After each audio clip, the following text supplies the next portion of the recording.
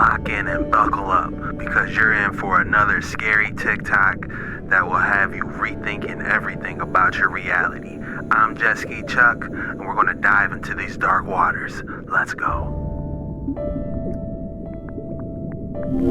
Straight up, if this don't change your mind about the ancient Egyptians, there's no hope for you. This large granite box carved by the Egyptians is on display at the Cairo Museum, which, by the way, granite is harder than steel, and we typically use diamond-tipped electric buzzsaws to cut through it these days. So this box was abandoned by the Egyptians due to this mistake in the cut. Now wait, hold up. I want you to think about this for a sec. Modern explanations claim that the methods ancient Egyptians used to cut granite involved painfully slow and repetitive sawing techniques using copper tools. Don't you think they would have noticed a mistake like this way sooner if they were actually using those snail-paced techniques? Cut like this would have taken several hours, if not days of work, and there's no way they would have done it for that long without noticing this error. They were way smarter than that. Like seriously, the top Egyptologists claim this is how they cut granite back then. A rate of 4 millimeters per hour, and they're still standing by it. Clearly, the people cutting this block would have booked this mistake much earlier in the process. And they'd have no reason to continue sawing the granite for hours or even days longer as soon as they saw this inaccuracy. Unless they were using some other unknown cutting technique, one that is far quicker than our history books suggest, and possibly far more advanced than even our diamond-tipped buzzsaws. Hey, yo, I gotta go. I've said too much.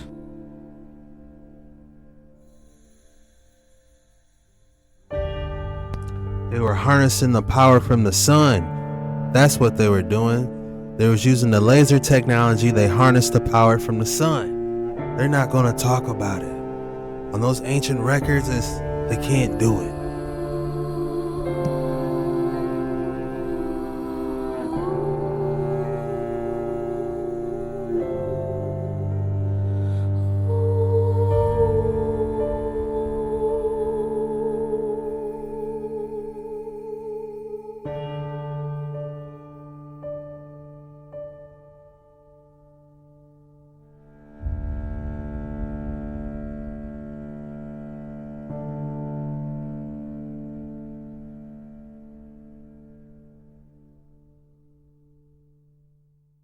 What type of ancient artifact was that? It looked like it belonged on the top of the pyramid and it was conducting some type of electricity.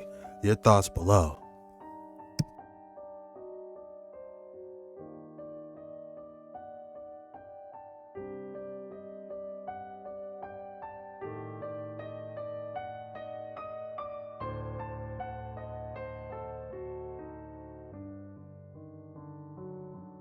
Most of the chambers inside the Great Pyramid of Giza are built with 85% quartz, as well as the tunnels in each chamber. So, if you put the slightest pressure on all this quartz, it creates an immense amount of electricity, transforming the pyramid into an enormous power plant, way more powerful than today's nuclear power plants. And what if I told you we have proof that this already happened?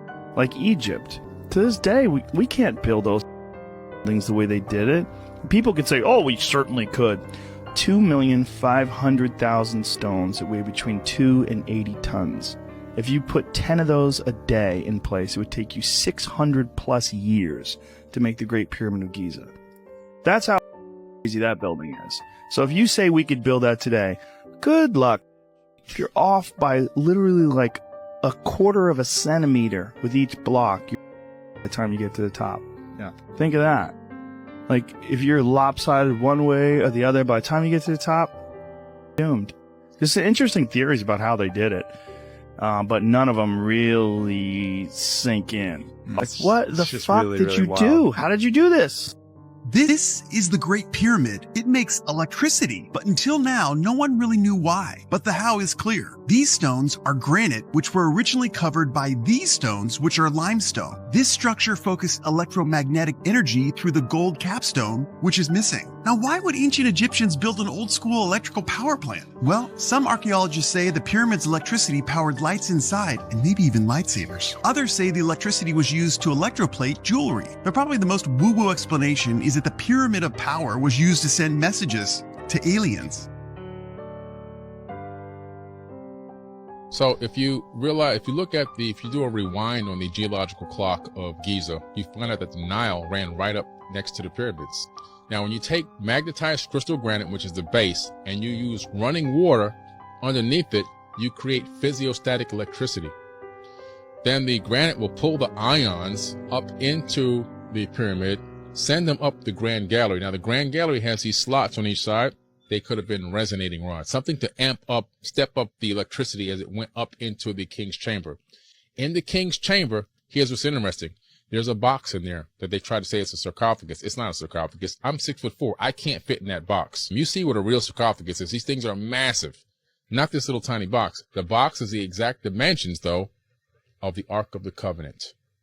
The Ark of the Covenant used to sit inside of that box. It was technology. It was a capacitor. And that would then give the extra boost and send the electricity up through the apex, where there was a gold capstone. The obelisk, which are magnetized crystal granite, would capture that ambient wireless electricity and then pass it on to what they call jed pillars. They had these jeds. They're depicted in many hieroglyphs, people holding them and connecting them to light bulbs and electroplating devices in hieroglyphs, which I took everybody to go see. I want to go see it. And taking all this ancient technology, if we take all this into consideration and we're speaking about the old prophets, what were they actually doing? I believe that somewhere along the lines, there was some technology involved, because there's nothing new under the sun. Someone said that what was his staff made out of? Because that could have been something, that could have been something extraordinary.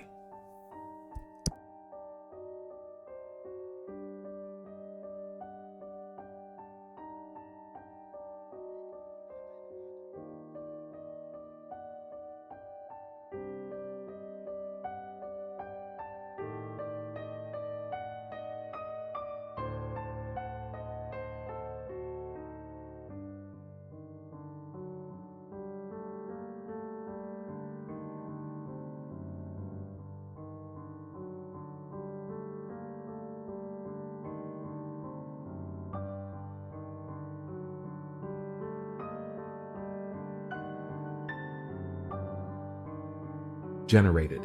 A study conducted in 2018 the tops of the pyramids were constructed using gold, an excellent conductor of electricity. In the middle, granite acts as an energy transceiver. A combination of these elements allows for wireless energy to be generated. A study conducted in 2018 investigated the pyramid's ability to concentrate energy. A team of scientists tested radio waves at varying frequencies to determine if the pyramid would respond to electromagnetic waves of a resonant length. They discovered that the pyramid focuses electromagnetic energy in its internal chambers and beneath its base. Radio waves with a length of 200 to 600 meters can produce resonances, with a stronger effect when the length is closer to 200 meters. In 2019, Eric Wilson published a paper titled Large-Scale Thermoacoustic Generator, which describes the ability of rocks, including granite, to withstand vibration and allow electrons to move through them and up to the surface. Wilson's paper suggests that the ancient builders of the Great Pyramid created a power-generating machine that harnessed the natural vibrations of the Earth, which are caused by tidal energy from the moon's gravity, using a combination of science and music. This technology has the potential to produce limitless clean energy, but there is still uncertainty about the source of the energy. This theory is related to the work of Nikola Tesla, who also tried to use the Earth's resonance to make a wireless power distribution system, like the Great Pyramid.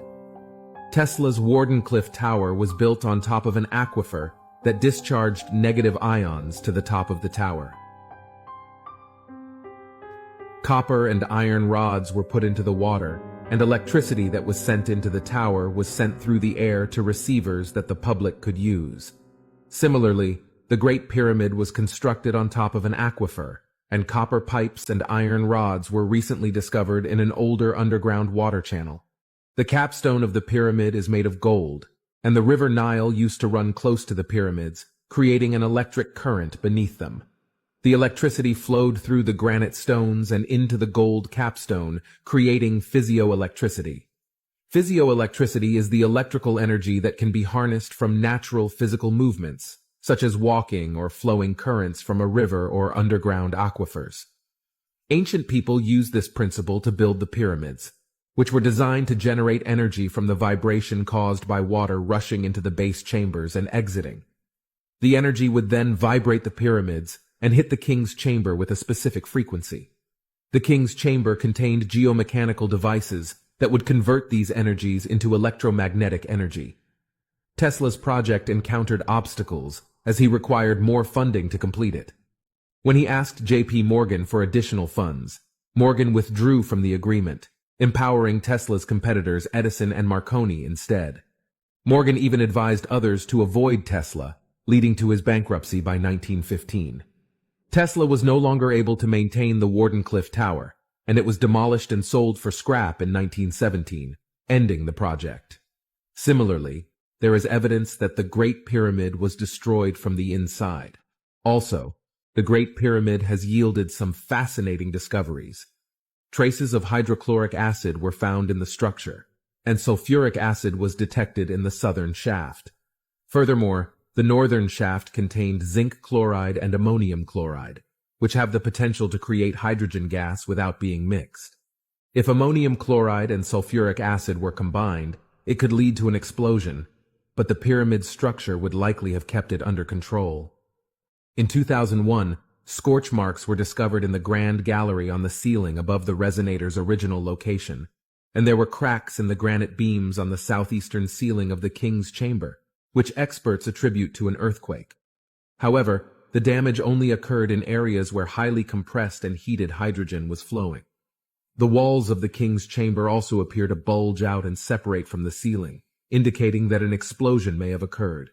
The damage is not confined to the chamber, as the steps, other interior parts, and the southern shaft were also affected. Analysis revealed that the southern shaft was coated with salt about an inch thick, indicating that hydrogen was boiling and bubbling up the shaft. While the theory that the pyramid was an active power plant is still unproven, the ancient Egyptians kept meticulous records, but there is no evidence of any cataclysmic event during the pyramid's construction. Engineer Christopher Dunn rejected the notion that an earthquake caused the damage and suggested that a cataclysmic event may have eroded the pyramid's structure, possibly thousands of years earlier. Although some point to glyphs resembling light bulbs as proof that the ancient Egyptians used electricity. Alright, for entertainment purposes, of course, do your own research on everything. This video is for entertainment purposes. They were definitely using electricity back in the day. Those Egyptians, man, they were firing that stuff off. You think we got Wi-Fi and TVs now? Man, I can't. They probably had holograms projecting. Man, no telling what they were actually doing. Were the Great Pyramids used as an unlimited energy source? The most commonly accepted theory is that the Great Pyramids were used as tombs for Egyptian pharaohs. But a recent study has revealed that under the right conditions, the pyramids of Giza can focus electromagnetic energy. They are located at the exact point on Earth which magnifies the electromagnetic forces of the planet, where electric currents are at their strongest. Also, materials used in the inner surfaces of the pyramids are very good at increasing the conductivity of electricity, and when done in this particular way, it can cause large currents of electricity to flow. Archaeologists have also found what they believe to be giant batteries in an inaccessible room hidden away for thousands of years, appearing to be purposefully hidden by the structure's engineers. If the ancient Egyptians had electricity, it would explain why so many ancient carvings seem to depict giant light bulbs. It would also explain. One of the strangest things is that when we were taught about pyramids growing up, we're typically focused on Egypt, when in reality there are pyramids all over the world. The biggest pyramid in the world isn't even located in Egypt, it's located in Mexico. And although different cultures did use the pyramids for different purposes, like tombs or sacrifices, it's theorized that the pyramids were originally built by a previous civilization for the purpose of powering their entire world. From a scientific standpoint, the way that the pyramids were built and the type of materials that they used, like granite, dolomite, wrapped in limestone with gold at the top, made them perfect conductors of electricity. But even outside of the pyramids, many relics have been found with perfectly cut right angles and drill holes in them, which many archaeologists admit would be extremely hard without power, but maybe they did have power. After looking at some of these artifacts, Christopher Dunn said that he believed that this was evidence that there was a higher level of civilization that existed in the past that we weren't taught about. Leave a like and let me know what you think about this. So we know that. Why lie? Why cover it up? Just tell us the truth. We're going to find out. The truth will be revealed.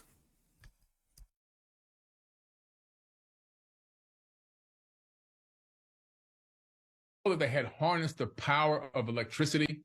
The Great Pyramid itself is built on a base of magnetized crystal granite. Now, when the Nile used to run up close to the pyramid complex in ancient times, that water was channeled into these aquifers directly underneath the Great Pyramid. When you have running water moving underneath magnetized crystal granite, you create something called physiostatic electricity. The ions were then pushed up in through the granite, up into the chamber. Some of the water would push down into the Queen's chamber, which was an electrolysis device which extracted hydrogen atoms.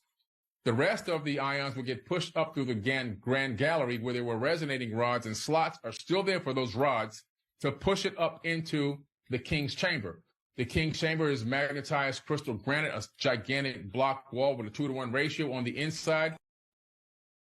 Look, I know people got mixed feelings about that dude, but I like to do what is called eat the meat and spit out the bones. And I can tell you that as far as how he explains how the electricity could have been possible with the pyramids, it could be some validity there. That's all I'm saying as far as how they used electricity on the pyramids. There's definitely some type of validity there. For entertainment purposes, of course. Or some type of a power plant. Yes, not all the pyramids, some of them. So the Great Pyramid at Giza, for sure, a wireless power plant. It was also a communications device. So if you look at old images or old pictures of the Great Pyramid area at Giza, you'll see that the Nile used to run right up alongside of those pyramids. The water would run underneath in these gigantic aquifers. When you have running water underneath magnetized crystal granite, which is what the base is made out of, you create something called physiostatic electricity. Then those ions rush up into Grand Gallery area, and there were these resonating rods going up the Grand Gallery to the King's chamber. When they got into the King's chamber, he's surrounded by thousands of tons of magnetized crystal granite. Then the energy would shoot up through the apex. The obelisk captured the ambient electricity from the pyramid, and by that method, they were able to transmit the wireless energy all around the region, and they can power whatever they wanted.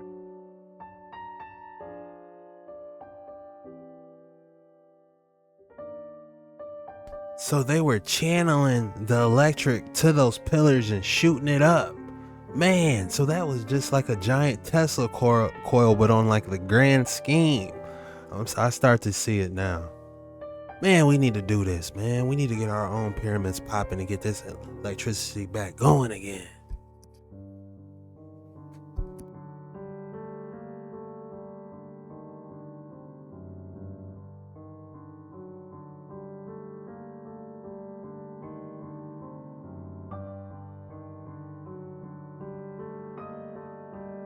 Oh, so basically what they're saying here is you can do a copper rod experiment. You just put copper pillars over it like they're doing in this video, and it'll keep stuff a lot more fresh for longer. That's a great idea. And here's the actual scientific proof for entertainment purposes. Do your own research on everything.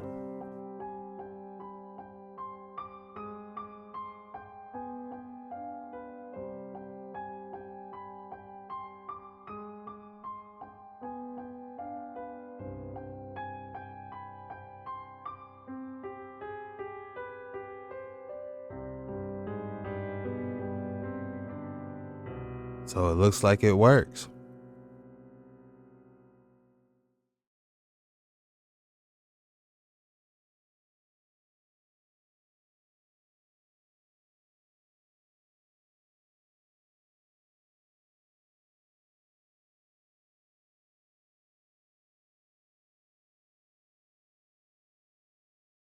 And it is in the process of having a collection of crystals assembled, faceted, coordinated to the point where anyone sitting under it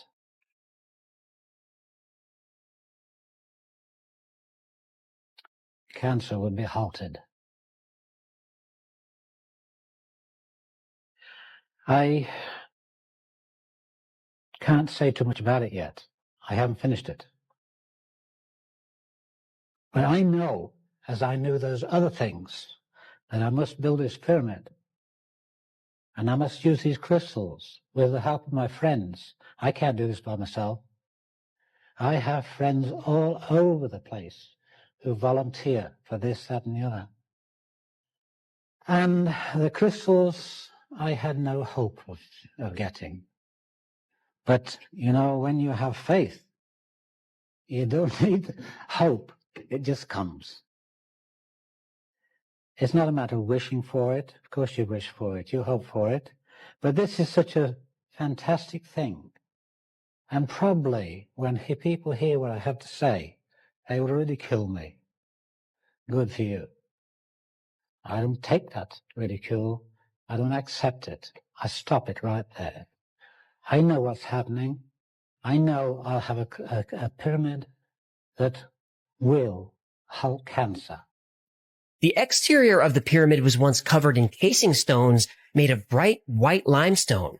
They were polished smooth and fit together so tightly that no seams were visible. These casing stones were cut and shipped from a quarry in Tura, almost 500 miles away. That's like carrying thousands of 10-ton stone blocks the length of the entire state of Florida.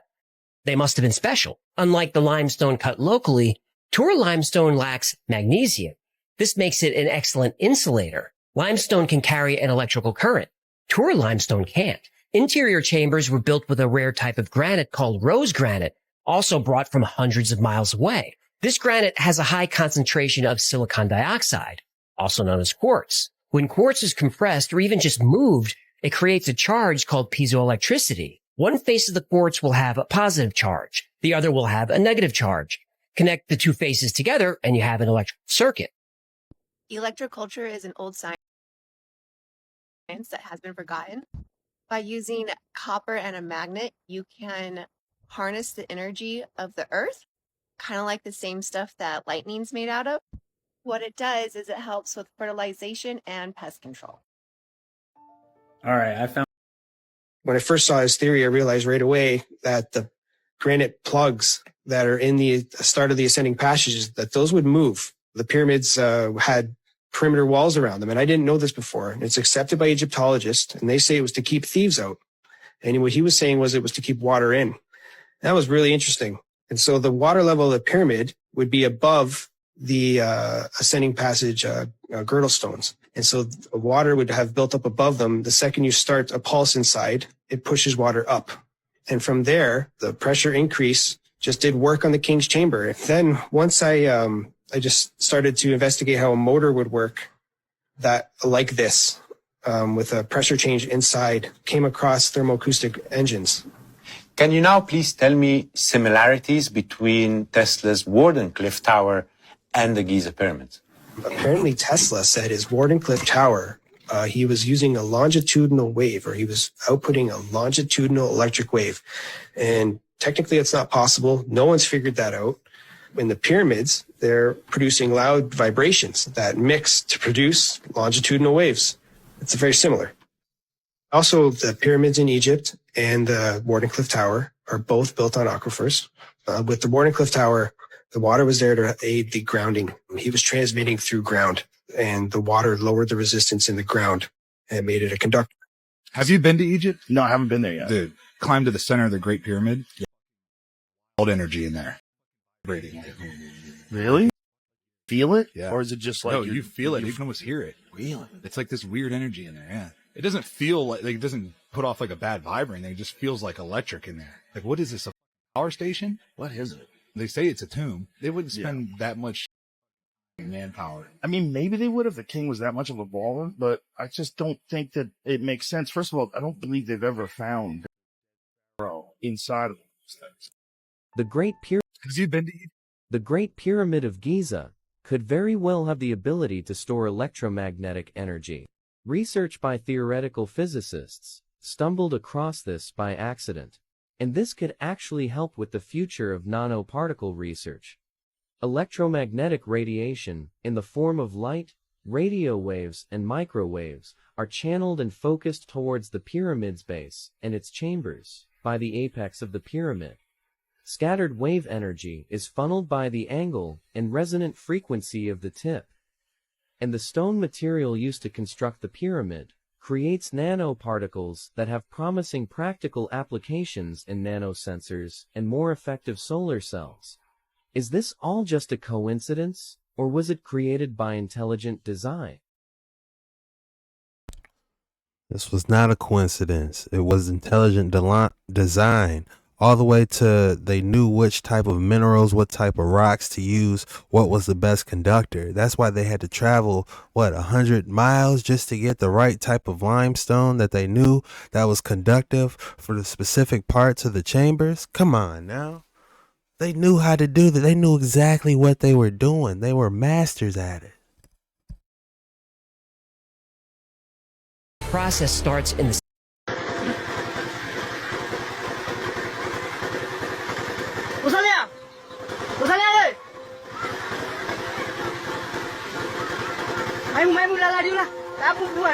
So this is where the obelisk used to be that was taken to the Palace de la Concorde in France. You can see the other obelisk here. But what a lot of people don't realize is look behind this seated statue. Compare it with the back of this seated statue. This appears to be an obelisk that hasn't been separated from the statue yet. Click the plus button to follow for more from ancient Egypt. And go ahead. Listen up carefully, folks.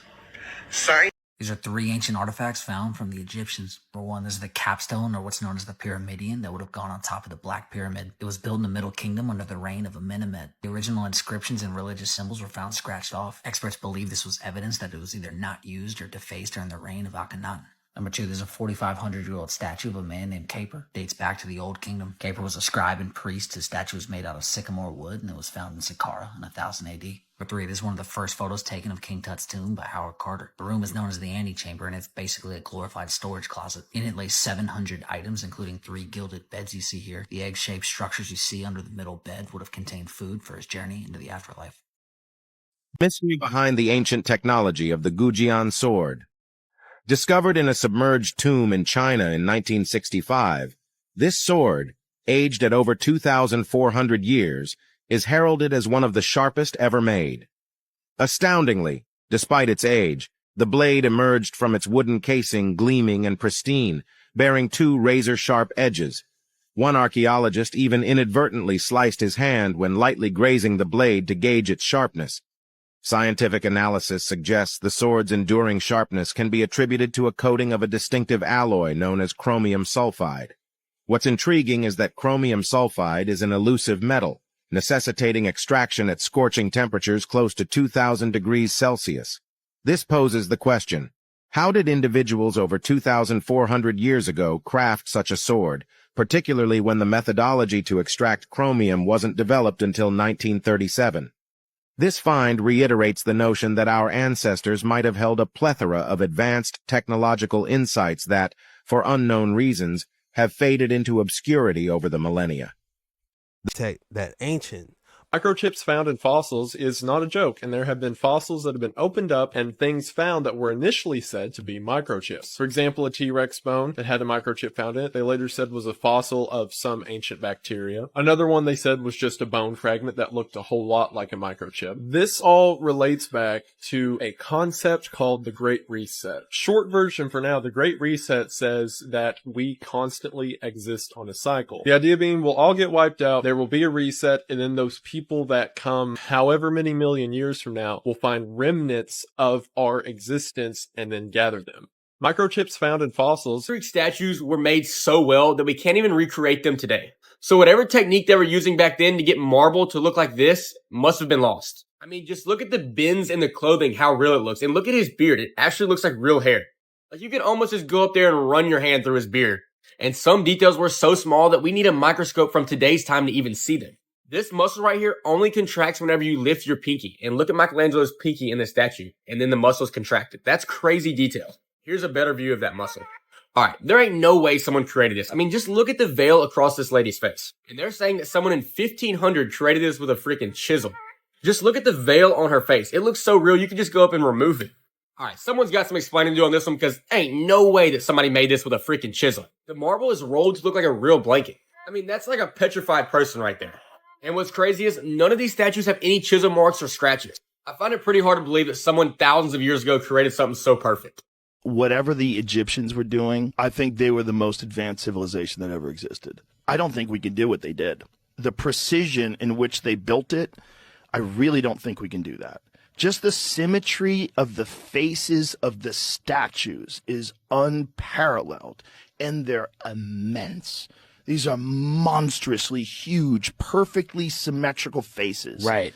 Their temples are insanely intricate. They were incredibly advanced. Incredibly advanced. With math, with science, with technology. Certainly with geometry. 20-ton gigantic stone blocks that were taken from a mountain 500 miles away. And no one has any idea. Nobody has any clue. No guesses. Right. There's some guesses about, oh, maybe the river system was different back then.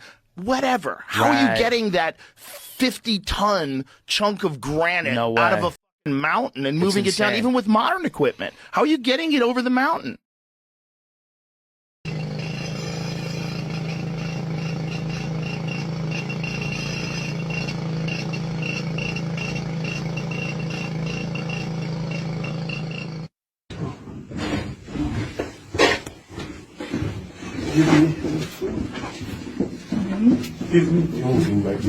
Yeah, we make a video. You go down. Okay. Oh, it's okay.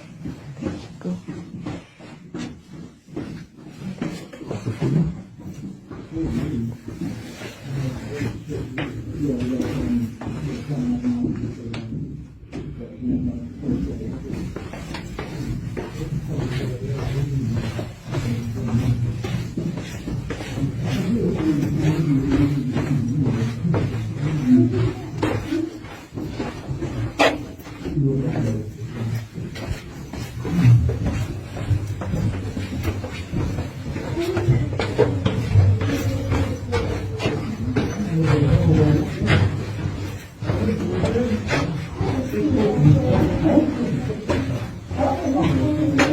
Where are they going, y'all?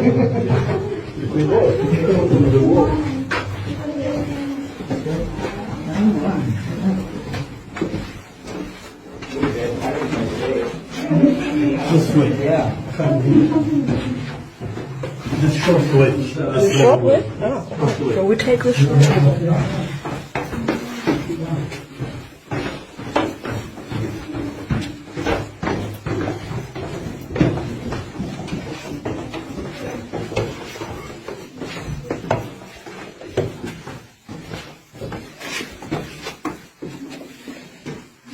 Back.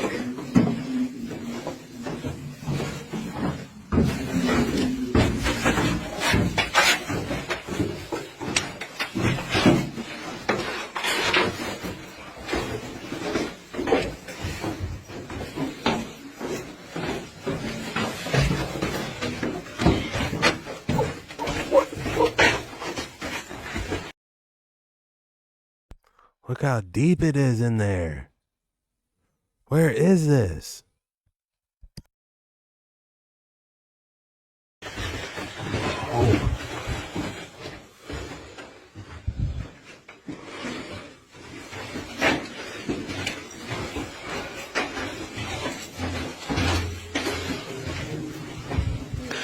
Oh, jetzt sind wir unten. Vorher wir oben schauen, jetzt kommen wir unten. How cool.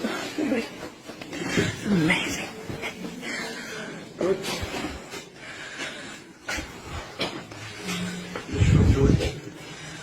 Cool.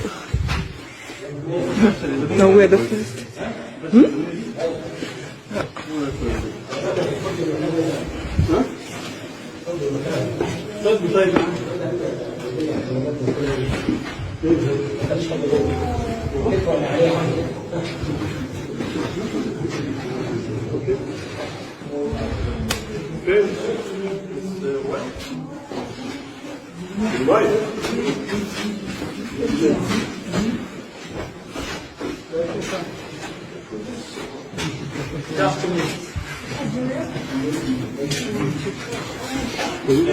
Has been unique.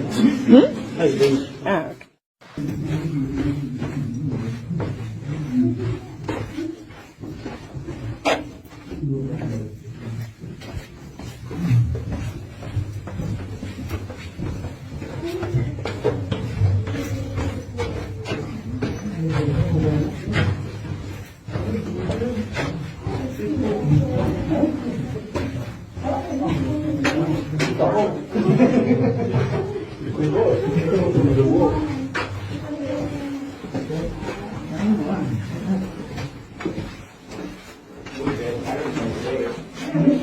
This way. Yeah.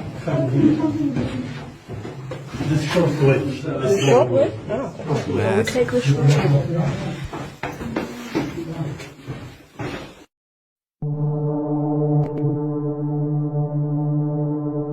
And this was inside of it, I guess.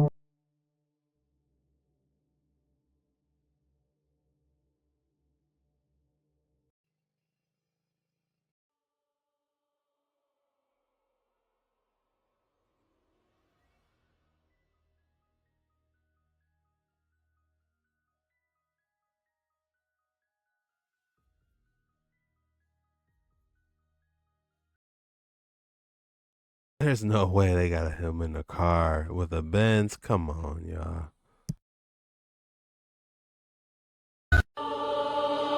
Sound.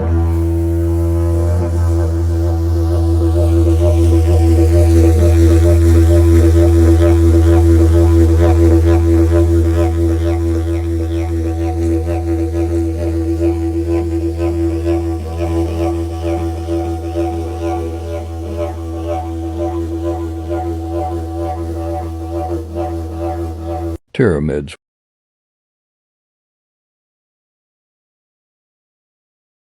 Man, that is interesting. What type of instrument was that? That was just pure sound that levitated that rock, and he was able to transport that to one distance to another. It's interesting what you can do with sound.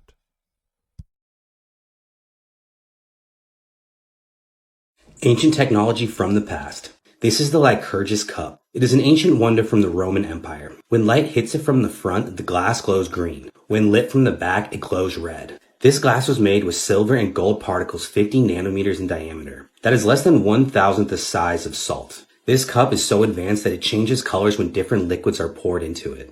It also changes with different temperatures. It was given to the British Museum in the 1950s by the Rothschilds. I wonder what else they got. Like and follow for more. For time. Today, we're looking at the most impressive technology from the past. Ancient Egyptian locks. Using only a few pieces of wood, ancient Egyptians created one of the world's first locks more than 2,000 years ago. First, they drilled 3 holes into the top piece of wood and filled each hole with a wooden dowel. Then you could only open the door with a specially fitted wooden key that pushes the dowels up. World War II buttons compass. The British Royal Air Force discovered an amazing invention during World War II that allowed pilots to remove 2 buttons from their uniforms and create an emergency compass. In case a pilot crashed in unfamiliar territory, the buttons held a magnetic charge and would point them towards safety. Roll-A-Gon Off-Roader. Back in the 1950s, an inventor named William Albee was on a fishing trip in Alaska and had the incredible idea to build a truck with a rolling balloon instead of wheels. The balloon allowed the world's first off-roader to absorb bumps and travel over any terrain. Kind of advanced ancient technology. Heard of the Greek computer that is thousands of years old? It's an ancient Greek analog computer that was used to predict astronomical positions and eclipses for calendrical and astrological purposes. Discovered in 1901 in the Antikythera shipwreck off the coast of the Greek island of Antikythera, it's considered to be one of the most important archaeological discoveries of the 20th century. The mechanism dates back to the 2nd century BC and consists of a complex system of at least 30 bronze gears, dials, pointers, and inscriptions. It's been compared to a mechanical cosmos and is thought to have been operated by turning a hand crank. By manipulating the various dials and pointers, the user could track the cycles of the sun, moon, and planets, as well as predict eclipses and other astronomical events. Despite its advanced technology and sophistication, the Antikythera mechanism was largely unknown until its rediscovery in the 20th century. And before we get off into these next episodes, I'm just going to forewarn you, It is Darkness 9 Waters. So brace yourself. Let me give you guys 3 seconds to prepare yourself. 3, 2, 1. All right, let's go. Darkness 9 Waters. Let's go, y'all.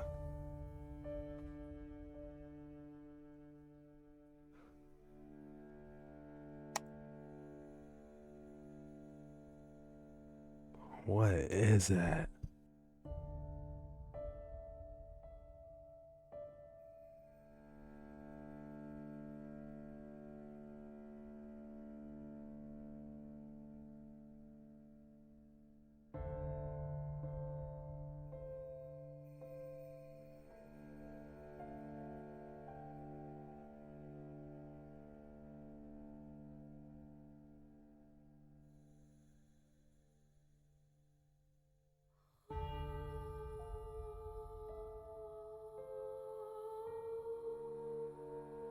What does the bull represent?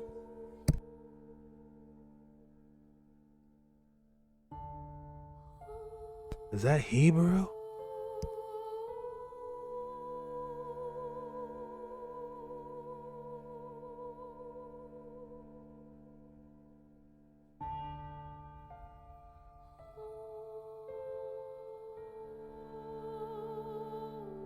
How authentic do you think this is?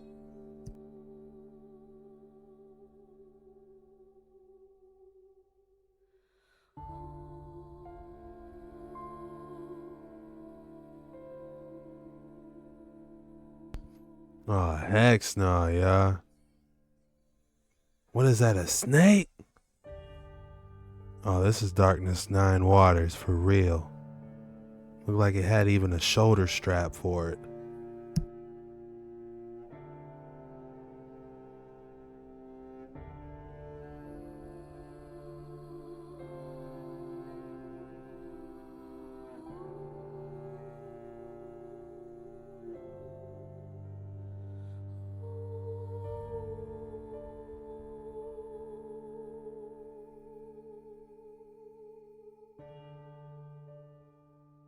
That is crazy.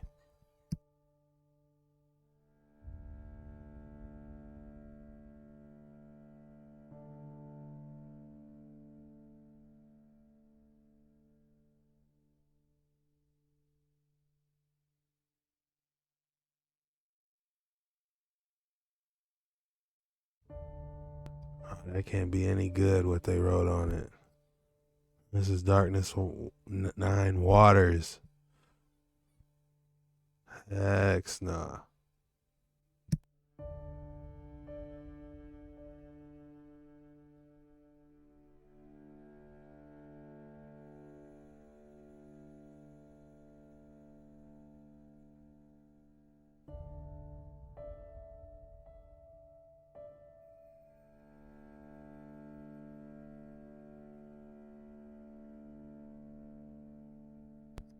What is this, y'all?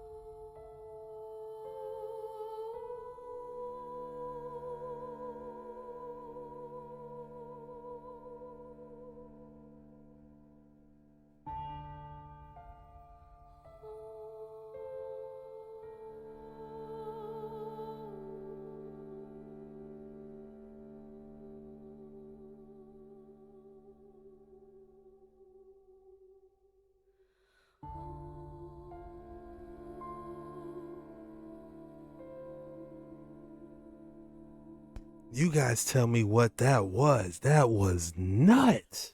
Man, Darkness 9 Waters, y'all. We can't turn back. We're too deep.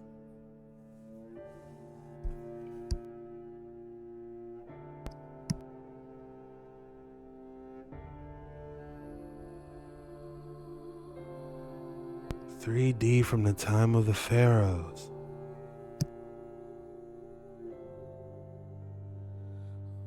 Bro, they was on that 3D stuff.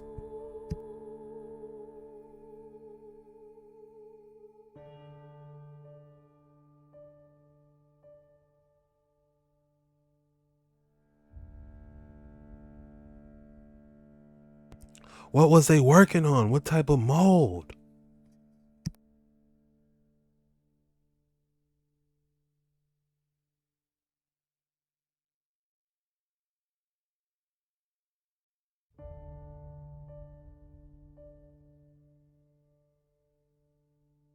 They getting good pictures, man. I wonder if they selling these. Where can we see these at?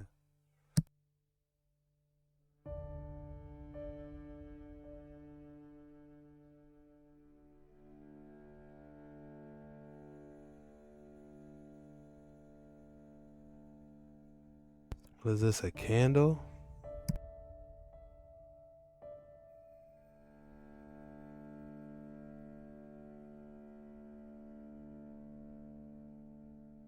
Looks like some type of candle.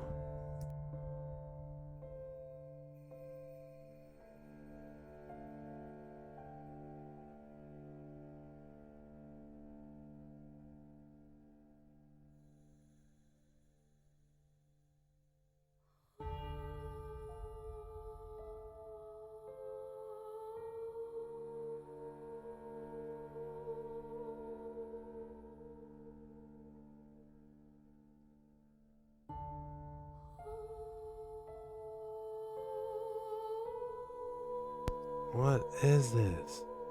It says from Germany, 1914. What was they doing?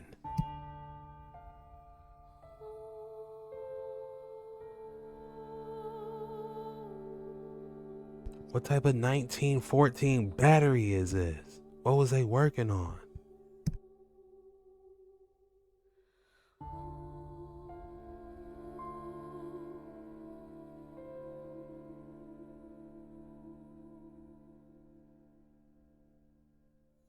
Like he's checking it for some type of electrical reading.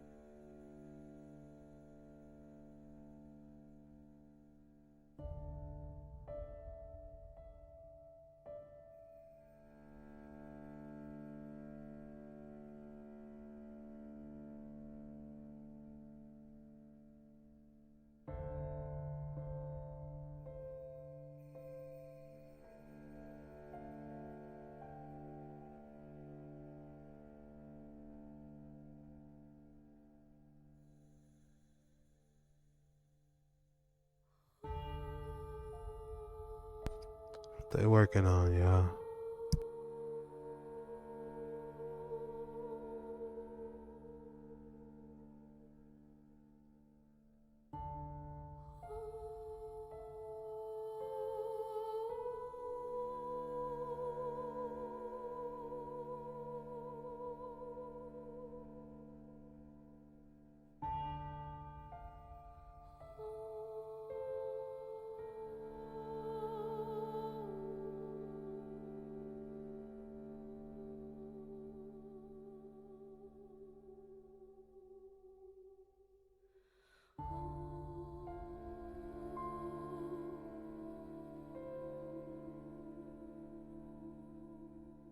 Oh, it's the Last Supper, y'all.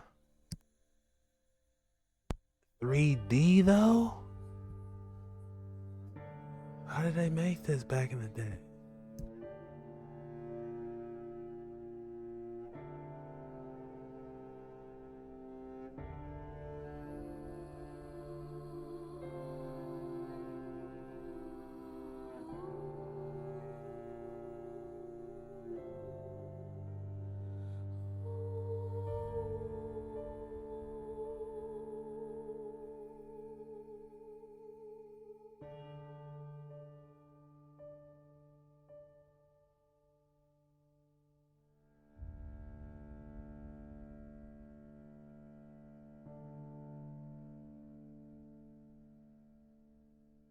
Can nothing good come from this?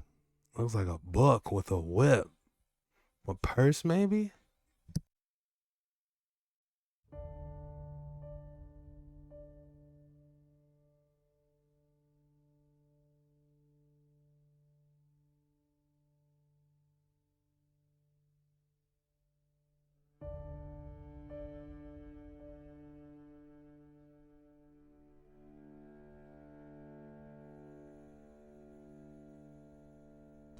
What is this?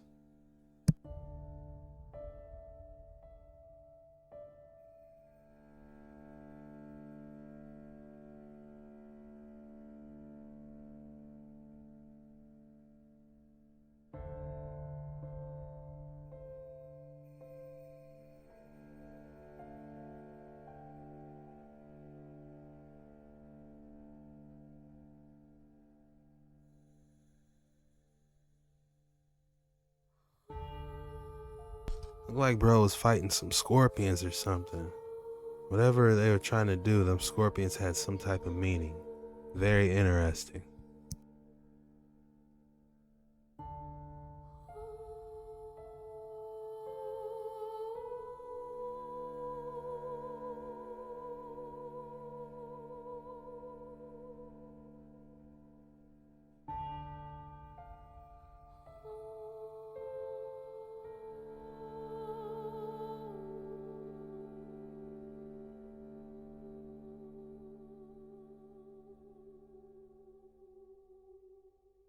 What is going on?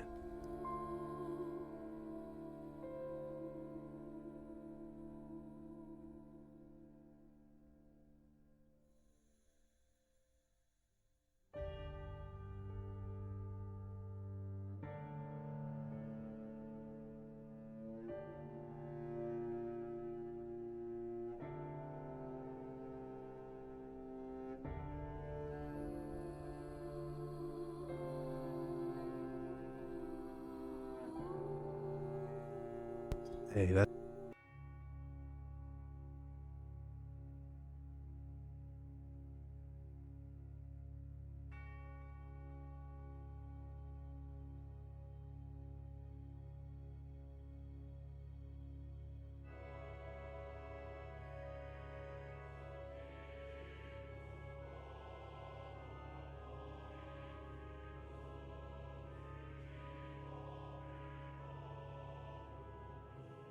What is this?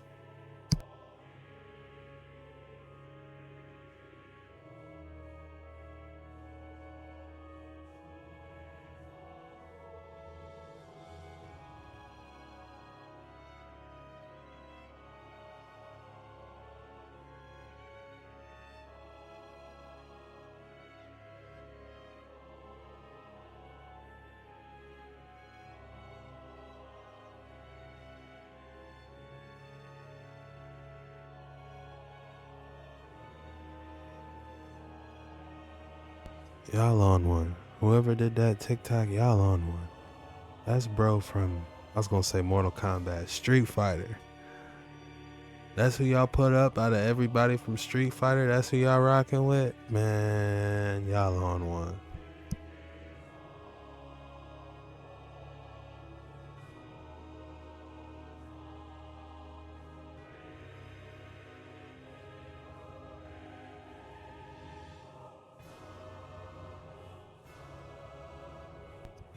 What in the world?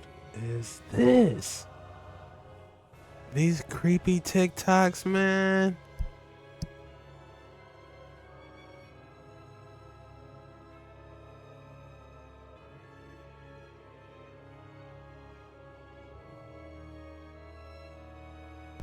Man, that looked like some type of alien.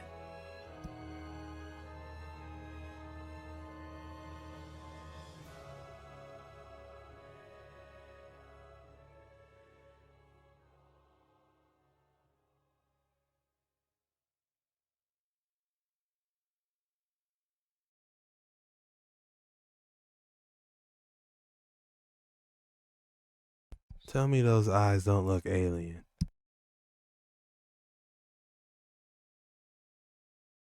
What is going on? I want the truth.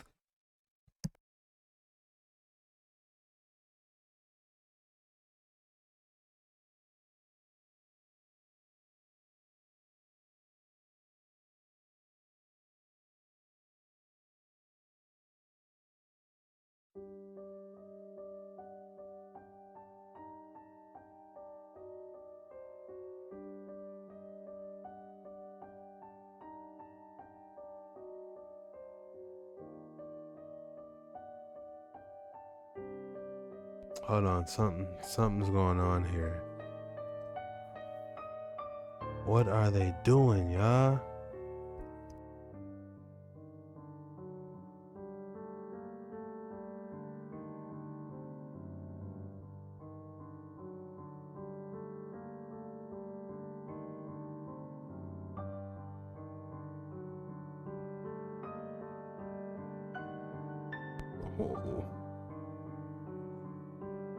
What's with those alien hands?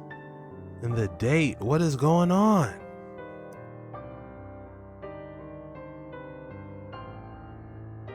Alright, bro, we believe you. It's 9:40. What you trying to do?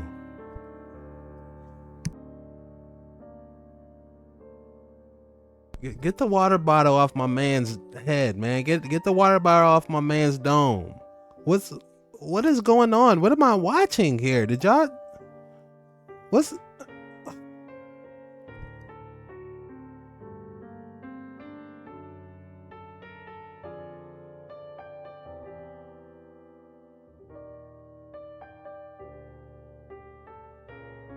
Did something change colors? I'm looking at the purple. I'm trying to see if the purple's trying to change colors. I'm not seeing it. Okay, bro's got these alien hands. Yes, we see the piece of paper. What's going on?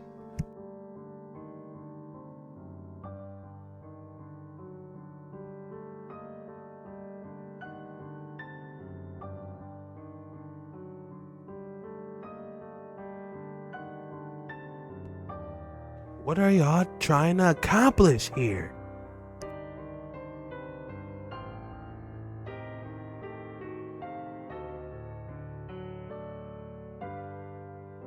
Alright, we're done. We're going to the next one.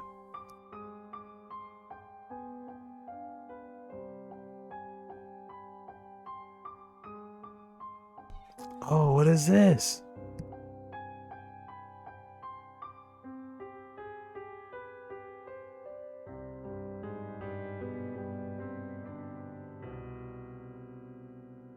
Hold on, man. Hold on. What's going on?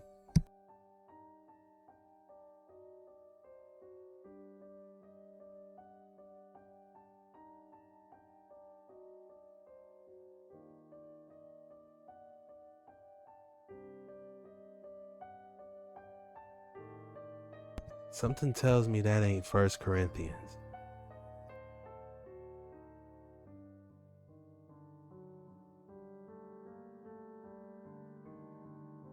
I don't know. Y'all tell me. I don't. Yeah, I'm not feeling that.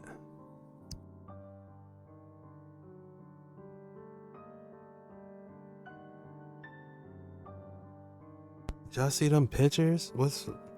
Y'all, can y'all read that? Help me out. I don't know what's going on. Let's keep it rolling, man. We on Darkness 9 waters, y'all.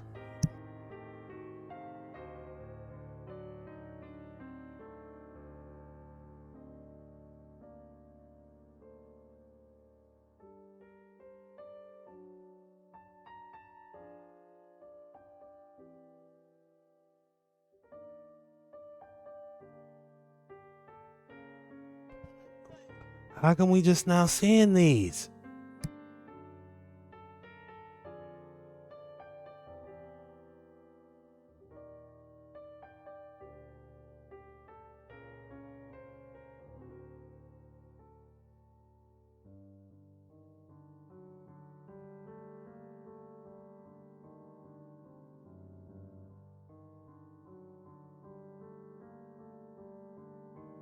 Man, this creepy artifact, what is this? A alien? What?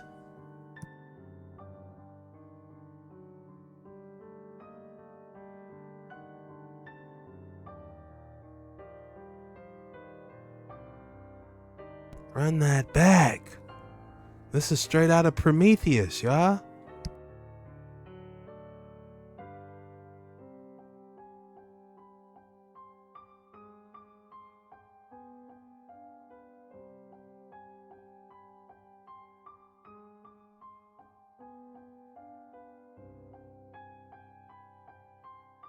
Look how big it is. Are those real skulls or what?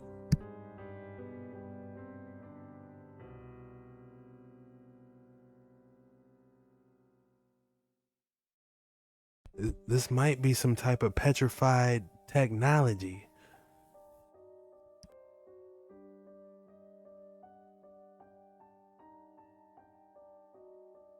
I wonder what those eyes are made out of, man. So many questions, not enough answers. I want the truth.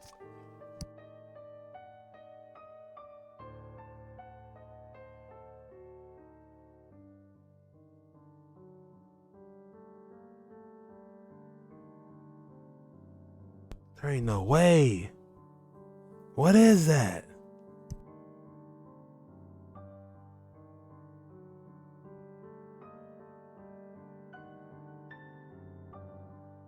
Oh no, that's out of Alien. That's out the movie Alien for real.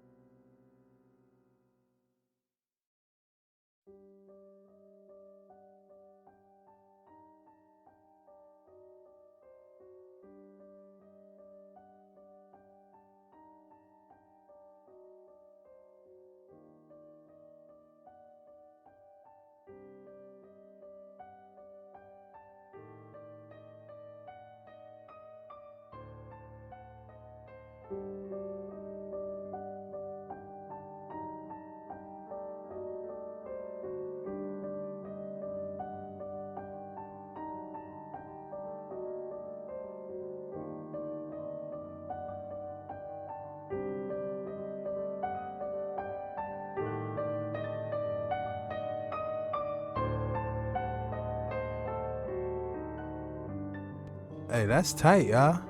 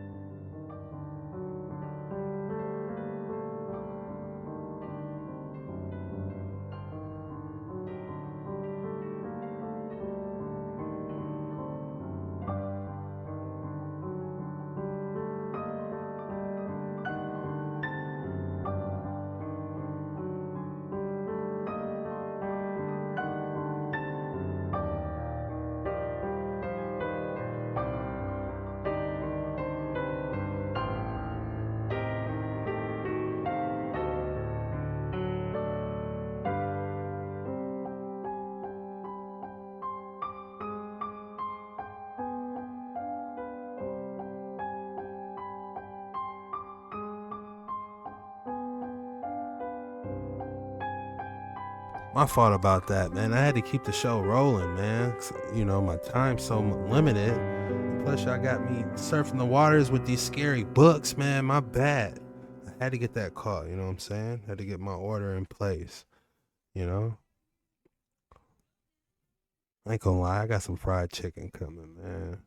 I've been craving some fried chicken from the deli. It's gonna be fresh. I'm gonna enjoy that stuff, y'all.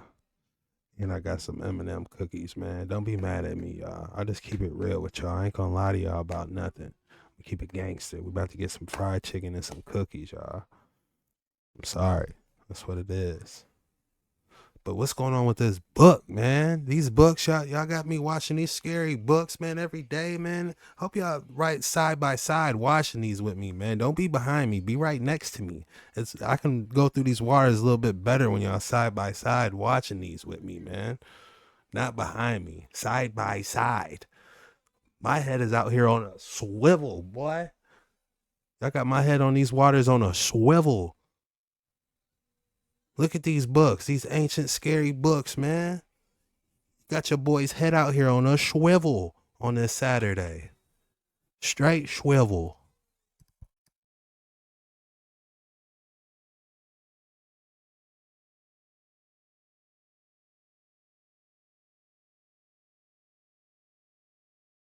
Man, he flipping pages too? What this say? Straight swivel.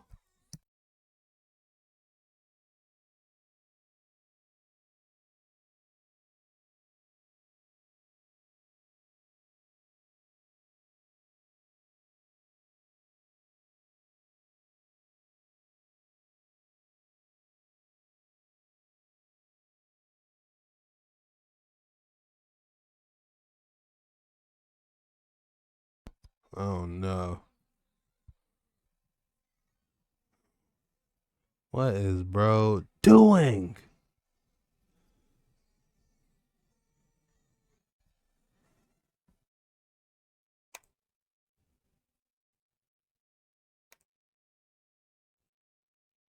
Oh no. What is the technology? A ring is inside there? This is that Tartarian technology for entertainment purposes only, but how else you gonna make that? Look at this ring. What is it, a coin holding a ring? How? That is nuts. Whose finger is fitting inside that? That is not meant for a human finger. Look how tiny that is. There is no way. Who is that made for, y'all? Man.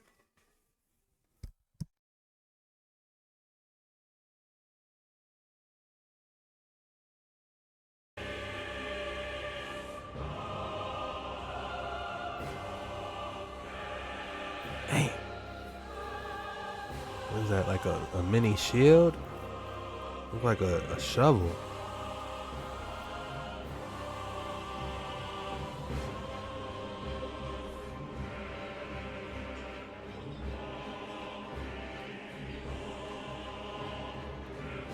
Looks like some type of Jesus piece.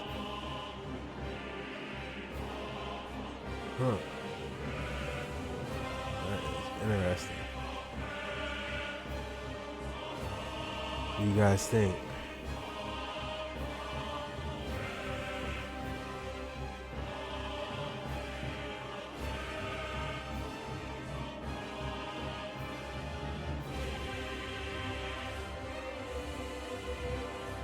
Wonder how tall he was.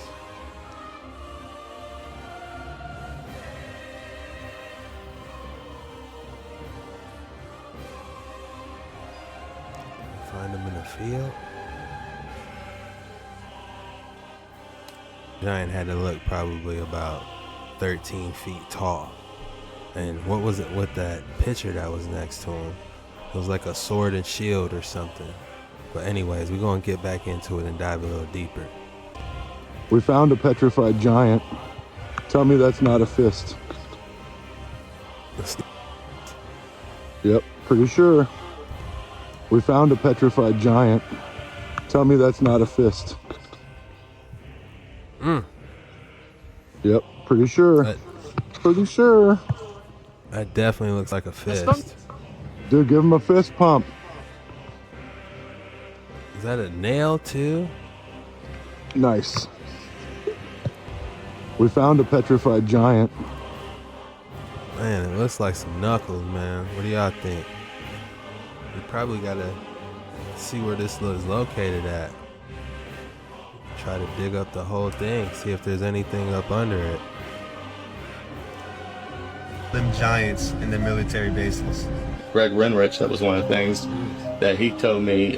He's the one that was talking about seeing the giants in the deep underground military bases. He said that one of the first things that they had to do before he was allowed to go into S4 or S20 or any of the others, they made him sign an affidavit saying, you're not allowed to use the name Jesus Christ in these underground facilities, not even if you stub your toe or anything. And he said that he saw 10 to 25 foot tall giants in these underground bases and said that they were, human scientists and other people working side by side with them. He said that they even came right out and said they were the Nephilim. Man, this is for entertainment purposes, of course, but I was wondering where I could find some more information on that. That is incredibly interesting. And I wonder what exactly they got down there and what they're working on. That's a huge mystery. Let's get back in these waters. It's getting a little deep.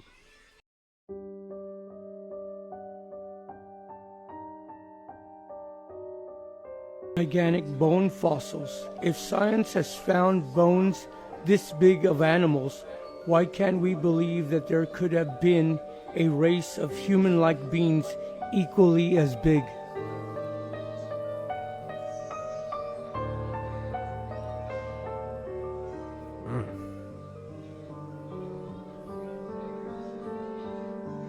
Giant petrified snakes. Could this be a titanoboa frozen in time? Or some other species of giant snakes much larger than the titanoboa? Because truly, if there's different species of giant snakes now, there had to have been in those times too. I believe that we haven't even started scratching the surface of giant snakes and creatures of the past. Now, could this be an image of a real petrified hydra? And check out this Google Earth mystery image of a supposed giant snake.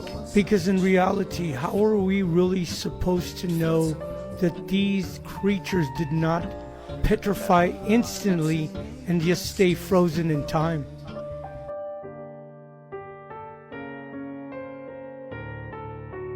Looking into this, that did resemble a snake's head. That looked real, like a real snake back there. That could be like some type of Mayan carving. But this looks like it's got the formation, like it's and how it's moving, how it's like slithering through the cave.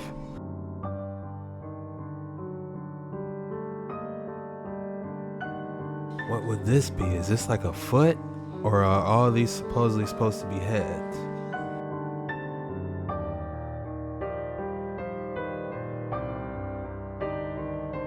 It said Google Earth, so this has to be a giant, like this has to be like an entire mountain range.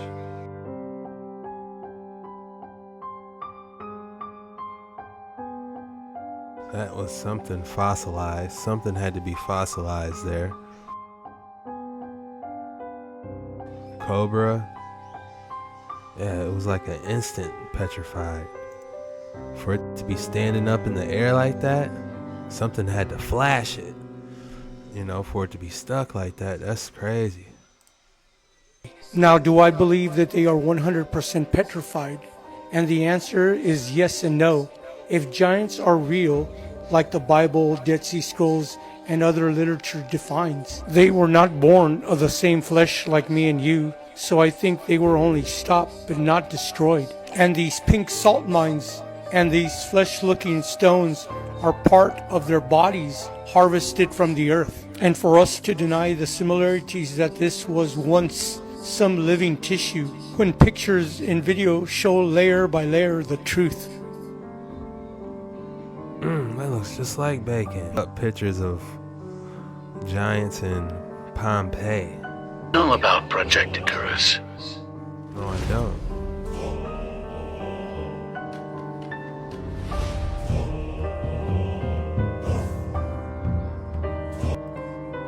Is that helium?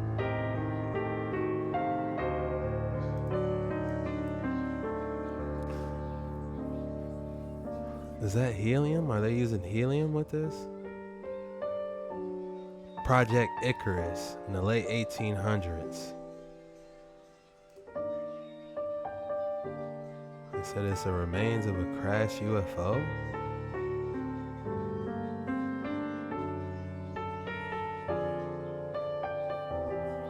I don't know, it kind of looks like it's floating to me. But then again, it's called Project Icarus. Is somebody in there? Huh. What do you guys think? Is it a blimp or was they on to something? The books of the giants. There was a giant world before us, whether you believe it or not. You tell me, why would all these giant books be made? And these books are found throughout different parts of the world, from giant medieval manuscripts to 300-year-old giant books found in Spain, among other countless ones I can name. I have always questioned, why would anyone in those times need books of that size? For example, a book written in the 13th century in the Czech Republic, weighing in its 75 kilograms, and in pounds that would be a little over 165 pounds. Now you tell me, how could any human of our size use a book that heavy? The books of the giants. There was a giant world before us, whether you believe it or not. You tell me. Like, I don't know about you, but I would be struggling to trying to read a 165-pound book. That is tough. And then we got these giant doors. It really makes you wonder.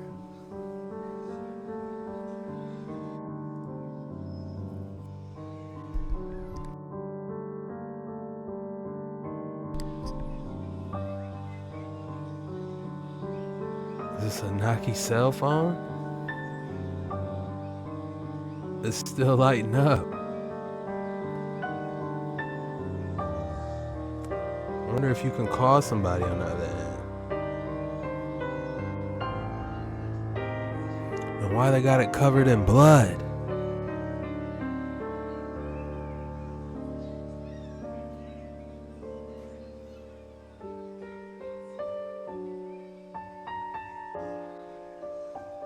What you guys think about this one?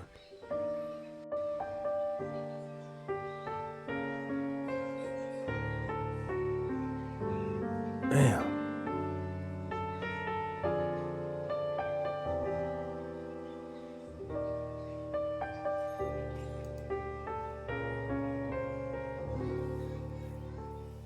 Mysterious pharaoh stone that accelerates blood circulation when contact with the body.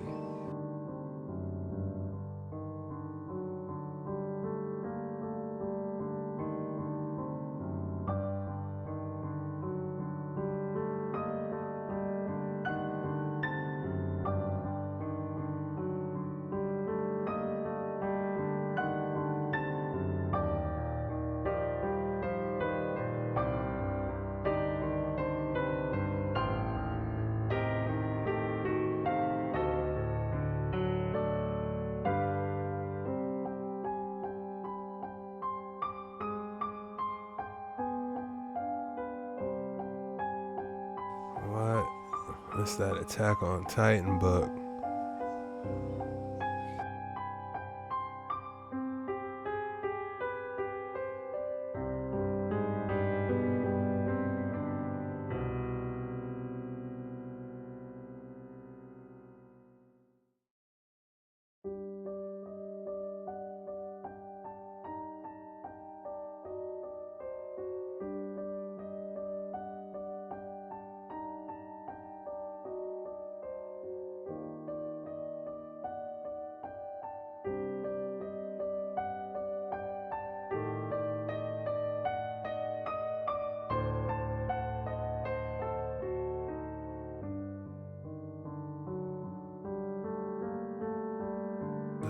DNA? Looks like that's DNA strands.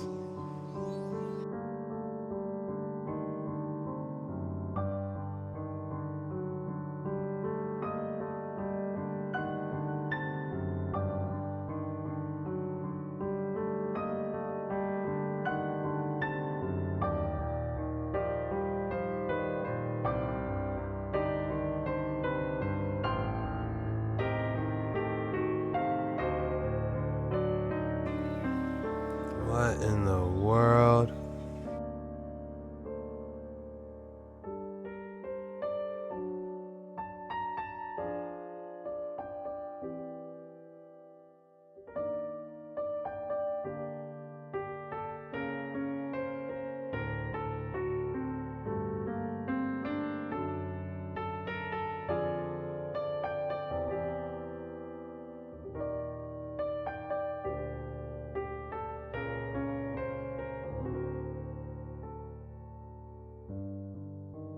They had 3D back in AD, y'all.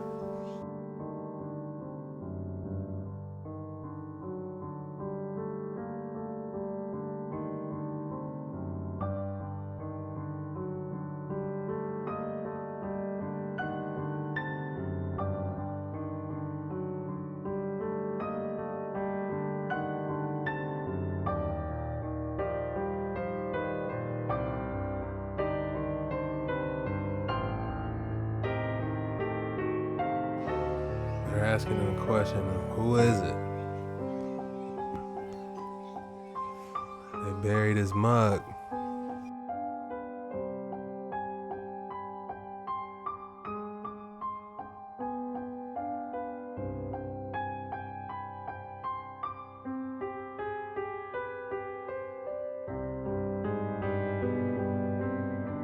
Man, what type of currency is this, y'all? They're saying reptilian currency.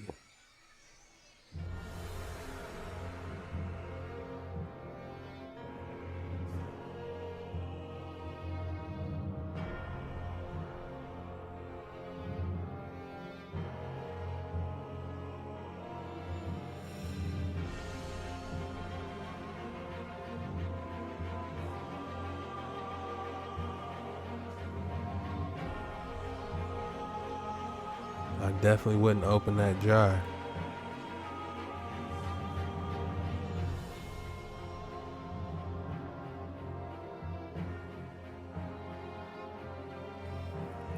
A dragon nostril. Oh, that's nuts.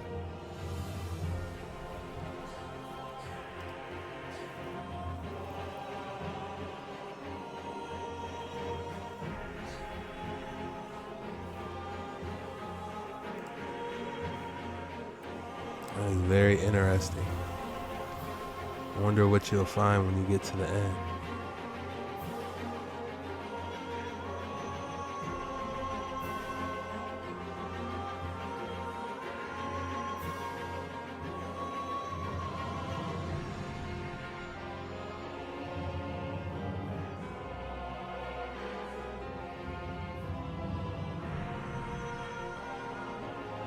Why is his other hand wrapped?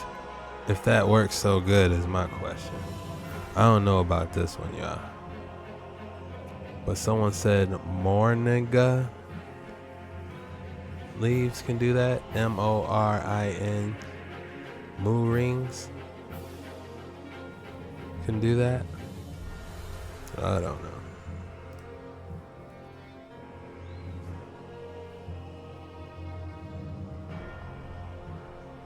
Damn, they got a hold of some golden books.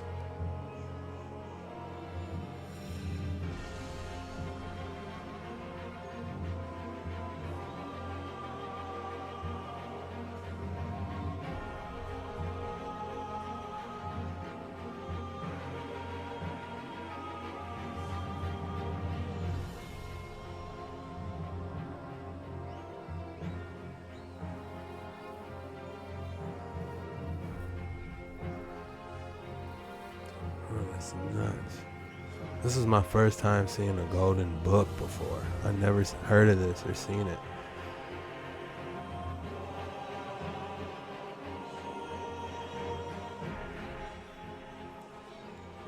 I wonder how much they would want for one of those, or where could you view them even if you wanted to.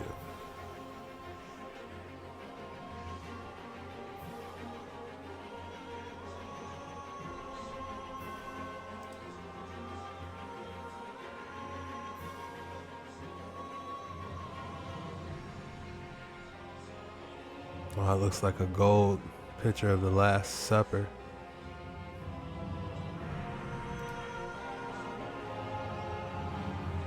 Oh, we got that damn red bottle again, y'all. This stuff's dangerous, whatever it is. Oh, we already know that's gonna explode.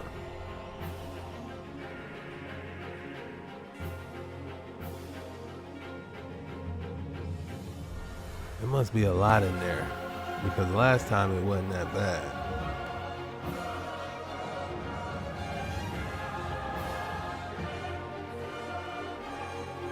Is that radiation or what?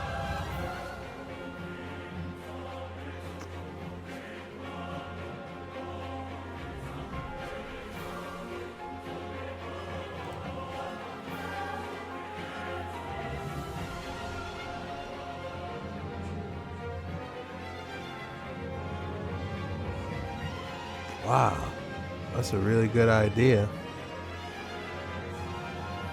I'm gonna need one of those messing with y'all.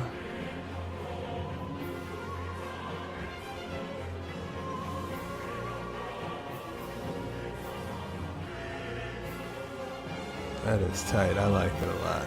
You can wear that like a necklace, it looks like. That is amazing.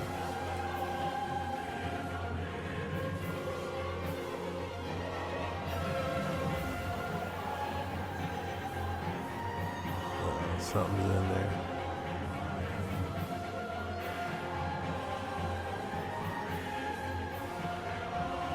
Damn, I wonder what they took out of there. It looks Roman.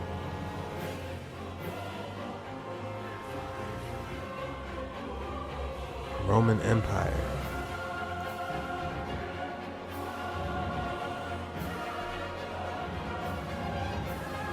Some type of famous painting. Any of you guys recognize the...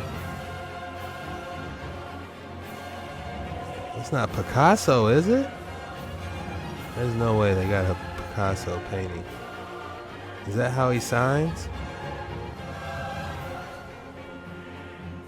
What is that, yeah?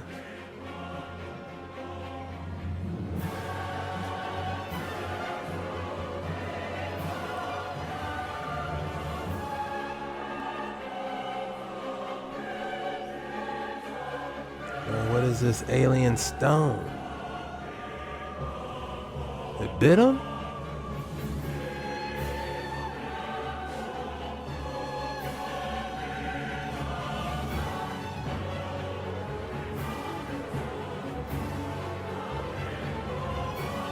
He's almost like afraid to touch it.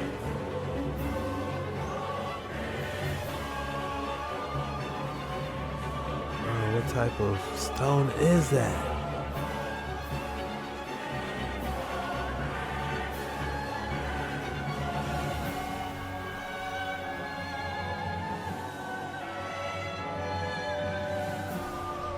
Or was it like an electric shock? It might be some type of electric shock, honestly.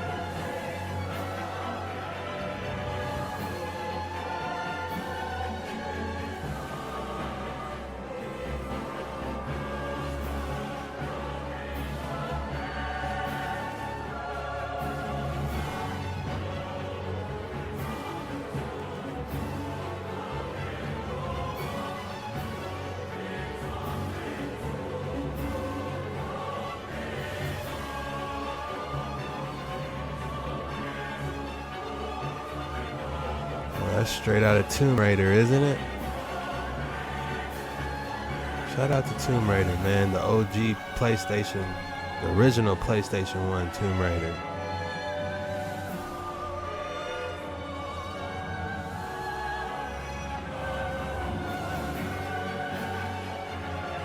What type What stone is this?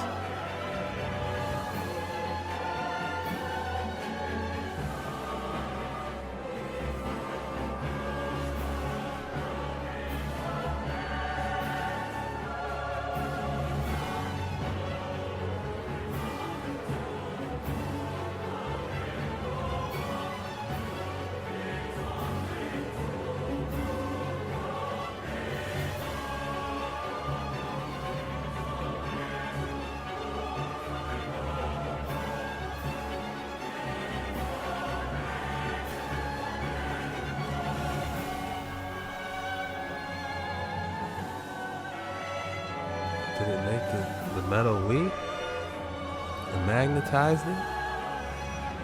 Or demagnetized it? Huh.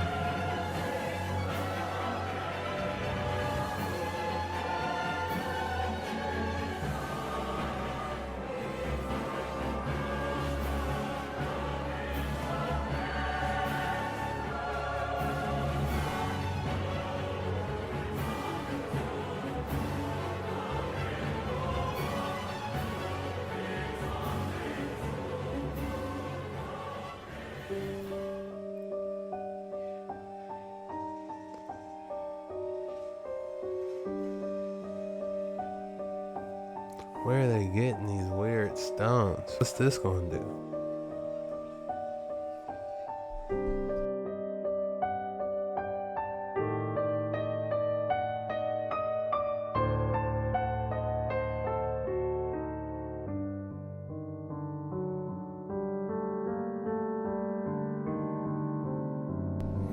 Looks like milk or something's coming out of it. Or is it melting it? They opened up a grave in South America. The grave was probably made about 1,000 years ago, and found this little gold artifact in there. You can see it next to the dime for scale. Little looks like an airplane about this big. The Smithsonian has it, and they have it labeled as a stylized insect. Because they got this preconceived idea, ancient man was dumb, modern man is smart. They could not possibly have known about airplanes 1,000 years ago. And yet, here they've got one. That's not a stylized insect. I'm sorry, they knew about flight. An Egyptian tomb was opened that's 2,100 years old, and it also had an airplane in it, a little model glider. How did they know about airplanes over 2,000 years ago? Apparently they knew about electricity a long time ago, because this battery was found in Iraq from about 2,000 years ago. The Egyptians must have known about electricity. This hieroglyphic shows what appears to be wires and a generator or something hooked up to these two snakes. Either the snakes are producing the electricity or they're putting electricity into the snakes. I don't know, but they must have known about electricity a long time ago. They found a sunken ship in the Aegean Sea, which is near Greece in the Mediterranean. And there was encrusted on there what appeared to be an analog computing device. This is 2,100 years ago. This hammer was found in rock supposed to be 400 million years old by a lady in Texas. Battelle Laboratory said it's 96.6% iron, 2.6% chlorine, 0.74% sulfur. No carbon. And yet it is stainless steel. It won't rust. Before the flood came, the Bible says the people lived to be over 900 years old. You could learn a lot in 900 years. Plus, when you consider a couple other factors, they lived in a perfect environment. They would have had much higher IQs, much less to do as far as just daily things you have to do just to live. Most of those things are taken care of in the Garden of Eden. Don't need a house. You got perfect weather. So they can devote all their time to study or learning things. Plus, Adam came pre-programmed from the hand of God, probably had an incredibly high IQ. And he got to walk and talk with God for a while till he sinned, maybe 100 years, we don't know. But got to walk and talk with God. The other factor to consider is Adam lived long enough to know his great-great-great-great-great-great-great-grandson. Noah's daddy could have known Adam for 56 years. So you get not only a much higher starting point, they already knew a lot because God pre-programmed it into Adam. Plus they lived a long time and could learn a lot more. Plus they lived long enough to pass this on to many generations. Today, an awful lot of knowledge goes to the grave. You know, about the time you know it all, you die.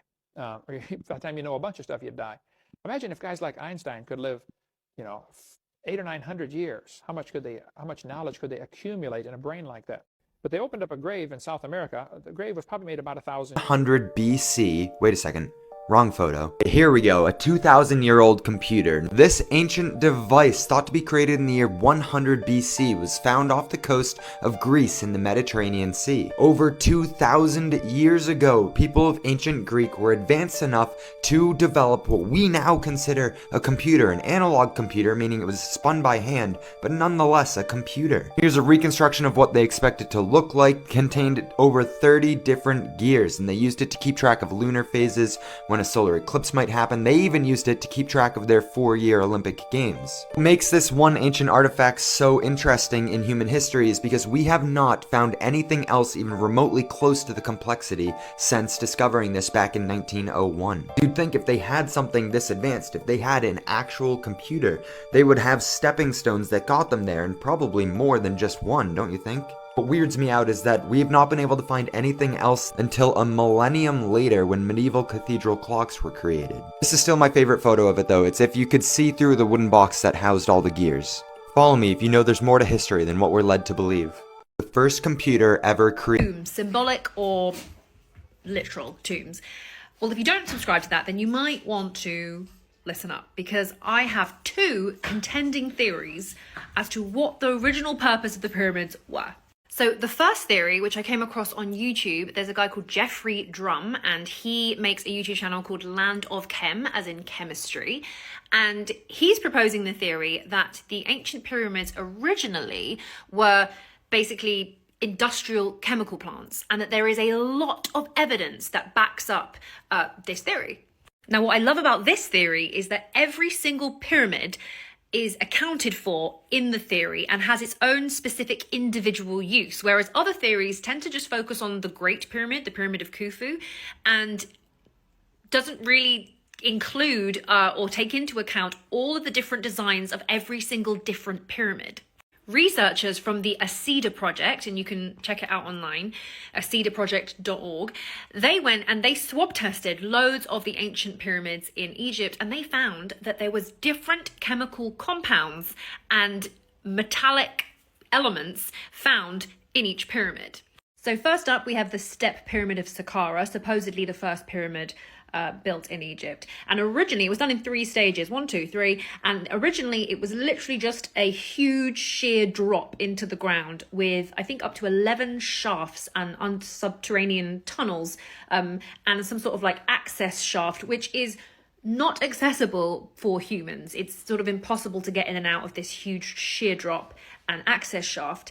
And the theory is that this was for producing methane gas. So they would collect dung, cow dung, and put it into the pit, add water and have a chemical reaction to make methane gas. It's interesting to note that this exact area of Saqqara, the later dynasties were known for praising sacred cows, sacred bulls. There was a whole religion obsessed with cows. Could this be connected to the fact that it used to be a methane plant? Also, the Egyptians were obsessed with the sacred dung beetle, literally an animal that collected dung, which is what you'd need to do to create methane. Okay, here's what it looks like looking straight down the drop shaft of the Pyramid of Saqqara. You have got this huge sarcophagus at the bottom, which I believe is copper lined and has like a kind of cork stop removable lid thing, which why would you need to remove the lid for a dead body? Do you know what I mean? Ironically, that's what you do need to contain methane. You would need a copper lined something with access to the box of methane. And you can see above here, this is the severely sloped access shaft, which you can't get in and out of that. You drop at least 40 foot. So looking at it like this, I can completely see how this would be a manure pit methane gas production place. Now, why would the ancient Egyptians or pre-ancient Egyptians need or use methane gas? You can use it for heating and lighting. You can use it in the process of smelting for metalwork. It can also be used to synthesize other chemicals and gases, which might explain what the pyramid next door was doing. Now, a stone's throw away from the Step Pyramid, we have the Red Pyramid of Dashur, which has one of the most interesting chemical compounds found in any of the pyramids in Egypt. And also, you don't even need a chemical analysis to understand this one. If you have a nose that works, you can observe this for yourself. To this day, the Red Pyramid reeks of ammonia. Now, I know what ammonia smells like because I bleach my hair. The minute that I entered this pyramid, we were all hit with this intense, hot smell of ammonia, which some people say, that's my dog fighting. Some people say, oh, it's because bats get into the Red Pyramid, so it must be the piss from the bats. But bats are in many other pyramids in ancient Egypt, and none of them smell of ammonia, just this one. But we don't just smell it. The stone is literally secreting. You can see this like sort of dark black stuff. It's literally secreting ammonia out of the stone, as well as iron and aluminium oxides. Now, the layout of the Red Pyramid chambers, we're going to call them reaction chambers, is the exact same as the modern chemical reaction chambers that you would need to create ammonia. Now, why would you need 3 chambers to bury just one dead pharaoh? Egyptologists tell us it was because it was an attempt to deter the grave robbers, but they are very specific and too precise. It's also a lot of effort to do. So we've got the step pyramid supposedly making methane gas, and then you've got the Red Pyramid down the road taking that methane gas and transforming it into ammonia. And that brings us to the next pyramid in the line, the bent pyramid, which takes that liquid form ammonia and transforms it into a solid. Now, this theory is replicated again on the Giza Plateau, with each pyramid producing a specific chemical compound, and then the next pyramid changing that compound like a production line. So this is the inside of the Great Pyramid on the Giza Plateau. You can see we've got these water inlet shafts, and there, in this theory, there is evidence that the satellite pyramids were part of the complex and used as like water hydraulic press, because these pyramids needed to be pumped with water in order for the chemical reactions to take place. You've got the King's Chamber up here, which is like the furnace or main reaction chamber, going into the Grand Gallery where the gases would meet the rising water and the chemical reaction would take place there. And then we've got the Queen's Chamber, which is like an extraction chamber, which is going to separate the gas and create a dilute form of sulfuric acid. Sulfuric acid can be used for mining, it can be used for pigments, dyes, it can be used for explosives, it can be used for metallurgy, can't say that, drugs and detergents. So the chemical analysis of the first pyramid is pointing to a dilute liquid sulfuric acid, which the second pyramid would then take and turn into a hydrochloric acid solution, which can be used in water purification or making iron oxide. There are so many other elements to this theory that I can't get into now, but for example, there are things that are on the outside of the pyramid that are really overlooked, like this almost like portcullis. There is a carved granite, which obviously has sort of a sliding mechanism.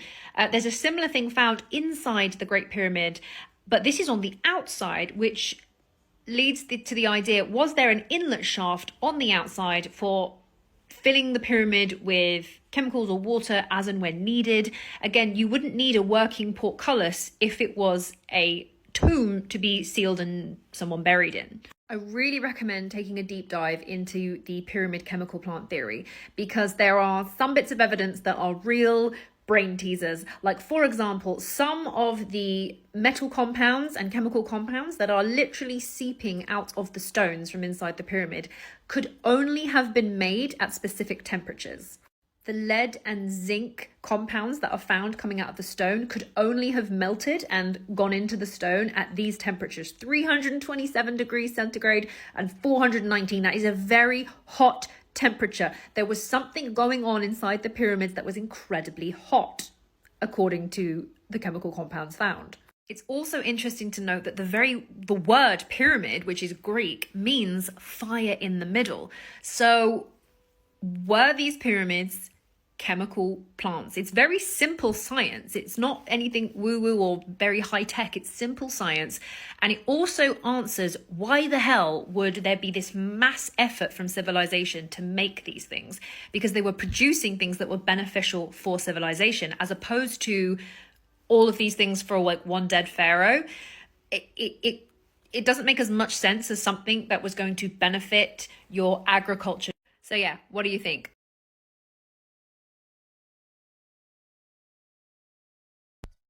Shout out to Funny Old World for that. That was putting me on.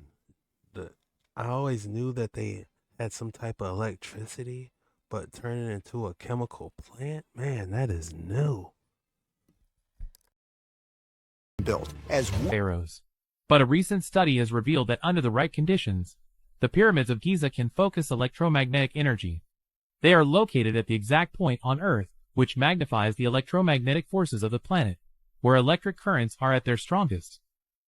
Also, materials used in the inner surfaces of the pyramids are very good at increasing the conductivity of electricity, and when done in this particular way, it can cause large currents of electricity to flow.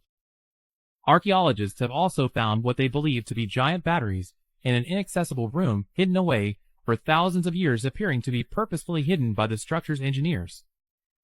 If the ancient Egyptians had electricity, it would explain why so many ancient carvings seem to depict giant light bulbs. It would also explain, were the Great Pyramids used as an unlimited energy source? Great Pyramid was actually a great power generator that, when tuned correctly, could have actually acted as a power plant, which at first, I know, sounds ridiculous, but that doesn't change the fact that it is a very real possibility, because found within the Great Pyramid, more specifically, the shafts that connect to the Queen's Chamber, which, by the way, no one has ever been able to explain, scientists discovered traces of zinc and hydrochloric acid. Yes, during the excavations and research of the Egyptian pyramids, archaeologists didn't find any ancient devices that might need electricity, but they found rather strange hieroglyphs found in the Hathor Temple, located in the Egyptian city of Dendera. Some see this drawing as an analog of a modern light bulb. If so, it turns out that the Egyptians used electricity as early as 2250 BC. Perhaps it was even electrical technology that helped the Egyptians build such large-scale structures without exhausting human labor. Let's assume that the destruction of the ancient Egyptian station in the form of a pyramid didn't happen. Then we wouldn't consider the wealthiest country to be Luxembourg, while the most electricity-selling country wouldn't be Canada. The most advanced countries, along with Egypt, would be Turkey, Italy, Great Britain, and the USA. After all, ancient granite obelisks were found there, which means that wireless communications would have appeared there in the first place. Yes, this is what radio towers would look like now. Perhaps instead of Potala Palace, Leaning Tower of Pisa, and the Eiffel Tower, pyramids would now stand. After all, Italy, India, and China are rich in granite, and these countries could well afford the construction of the same power plants as in ancient Egypt. Yes. And he's got an excellent point. If they just put their resources together and try to recreate this and generate this type of energy for people, it would be outstanding. We on these energized waters today, baby. Let's go. So if you do a rewind on the geological clock of Giza, you find out that the Nile ran right up next to the pyramids. Now, when you take magnetized crystal granite, which is the base, and you use running water underneath it, you create physiostatic electricity. Then the granite will pull the ions up into the pyramid, send them up the Grand Gallery. Now, the Grand Gallery has these slots on each side. They could have been resonating rods, something to step up the electricity as it went up into the King's Chamber. In the King's Chamber, here's what's interesting. There's a box in there that they try to say it's a sarcophagus. It's not a sarcophagus. I'm 6'4". I can't fit in that box. You see what a real sarcophagus is. These things are massive, not this little tiny box. The box is the exact dimensions, though, of the Ark of the Covenant. The Ark of the Covenant used to sit inside of that box. It was technology. It was a capacitor. And that would then give the extra boost and send the electricity up through the apex where there was a gold capstone. The obelisk, which are magnetized crystal granite, would capture that ambient wireless electricity and then pass it on to what they call jed pillars. They had these jeds. They're depicted in many hieroglyphs, people holding them and connecting them to light bulbs and electroplating devices in hieroglyphs, which I took everybody to go see. So if you do a rewind. Jet pillars? Is that what he just said? Jet pillars? That's how they were being able to conduct the wireless electricity. Jet pillars.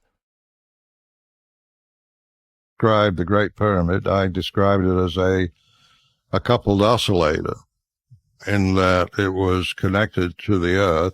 Its proportions were an integer to the Earth, and it was tuned harmonically to the vibrations of the Earth. That was what I proposed.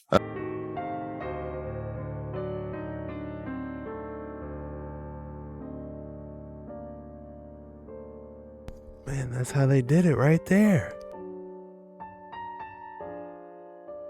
Hold it, here it is. This is how they were catching it from the pyramids.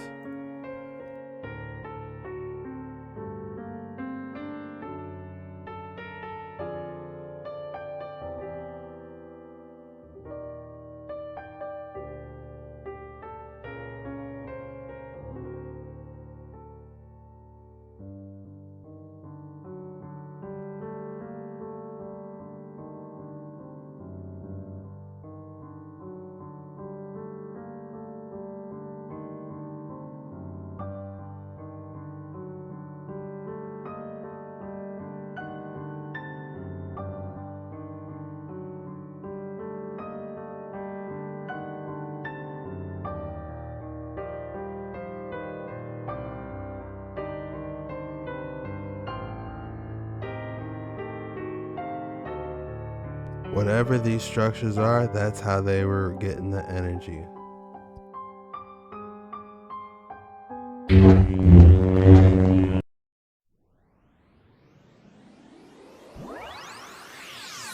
These are 3 artifacts found from cultures around the world. Number 1, workers were renovating a theater in Italy when they uncovered what they thought was a large soapstone jar. Turned out to be an ancient Roman amphora containing hundreds of coins dating back over 1,500 years. Coins featured the faces of 5 emperors, including Valentinian, who was one of the last emperors before the fall of the empire. Number 2, a 900-year-old Crusader sword was found by an Israeli scuba diver off the Haifa coast just last year. Experts believe Crusader ships began traveling this route during the 11th century, and that it was during one of these trips that the sword was somehow lost in the cove. Number 3, there's a 15-foot canoe that was also found last year in a Wisconsin lake. The canoe was scanned with high-tech tools and was dated back to 800 AD. The canoe is thought to have belonged to the Ho-Chunk Native Americans. Experts said they would often bury their canoes close to shore in shallow water to preserve them until spring, when they would be dried out and used again.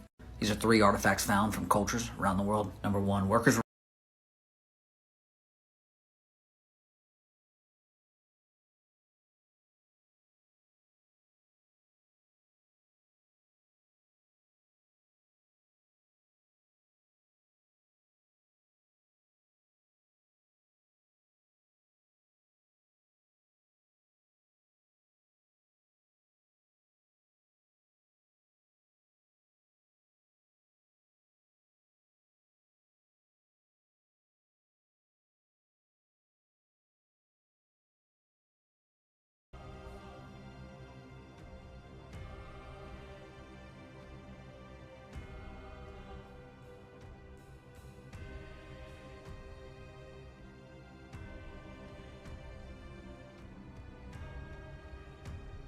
Toothpaste jar, interesting.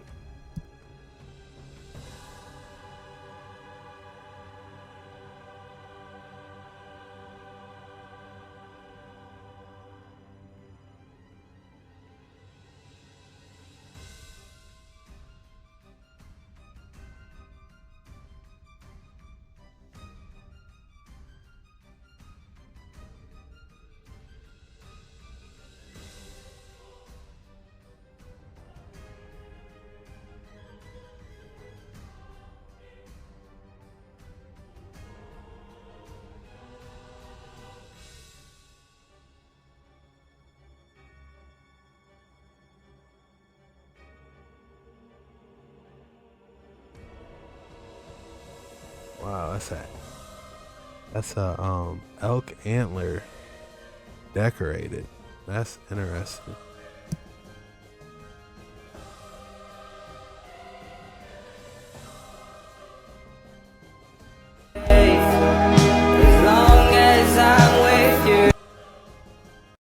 Three artifacts found from cultures around the world. Number 1, the throne of Charlemagne. Resting on 4 stone pillars, this throne was erected in 798 by Charlemagne. From that day, for over 700 years, it served as the coronation throne for 31 kings of Germany. Number 2, the armor of Ned Kelly. Kelly was, of course, the famous Australian outlaw who fought the law, became a hero to many of the country's rural poor. One of his boots, along with his rifle and body armor, still sits today in Victoria. His body armor weighed up to half of his own body weight. Number 3, this fortified village in Algeria is an ancient ruin that still stands out in the middle of an ocean of dunes. The only known information is that for a period of time it was occupied by the Jewish people of the region. Outside of that, the rest of its history is almost completely lost to time.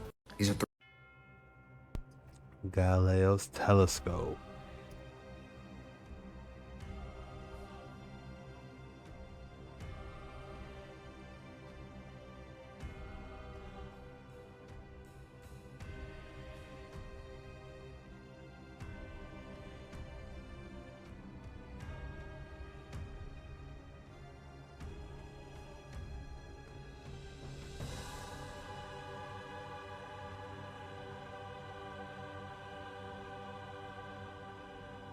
Charlemagne, why does that sound so familiar?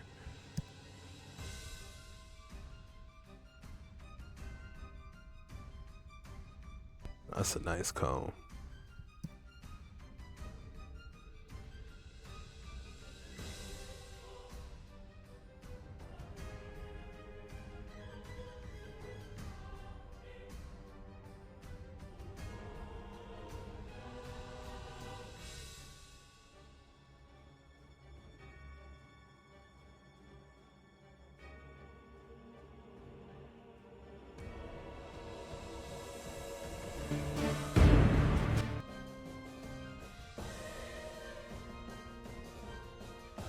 Where are they at?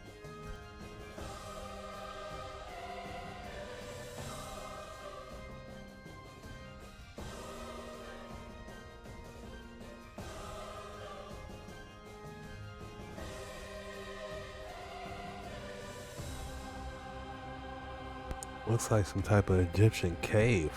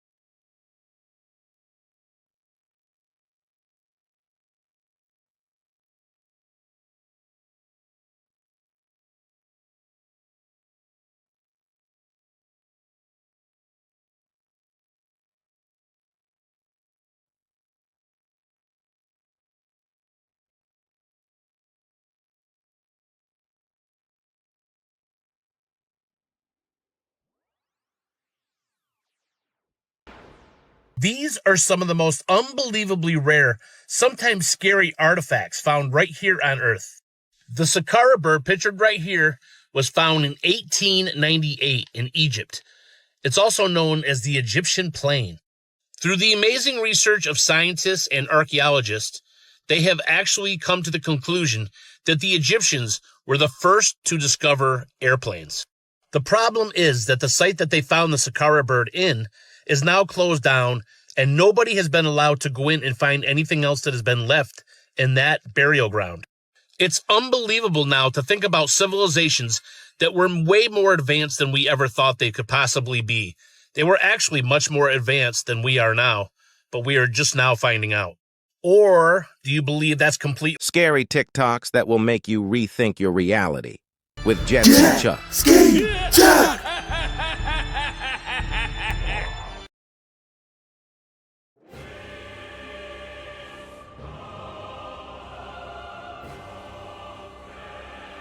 Dang. What is that, like a mini shield? Looks like a shovel.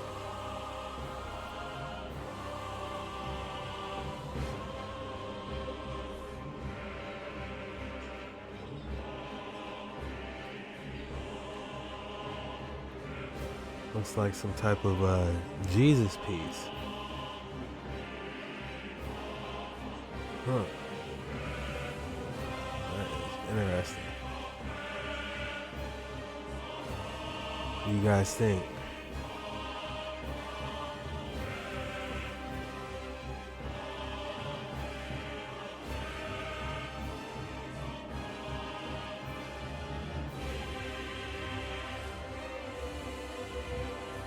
Wonder how tall he was.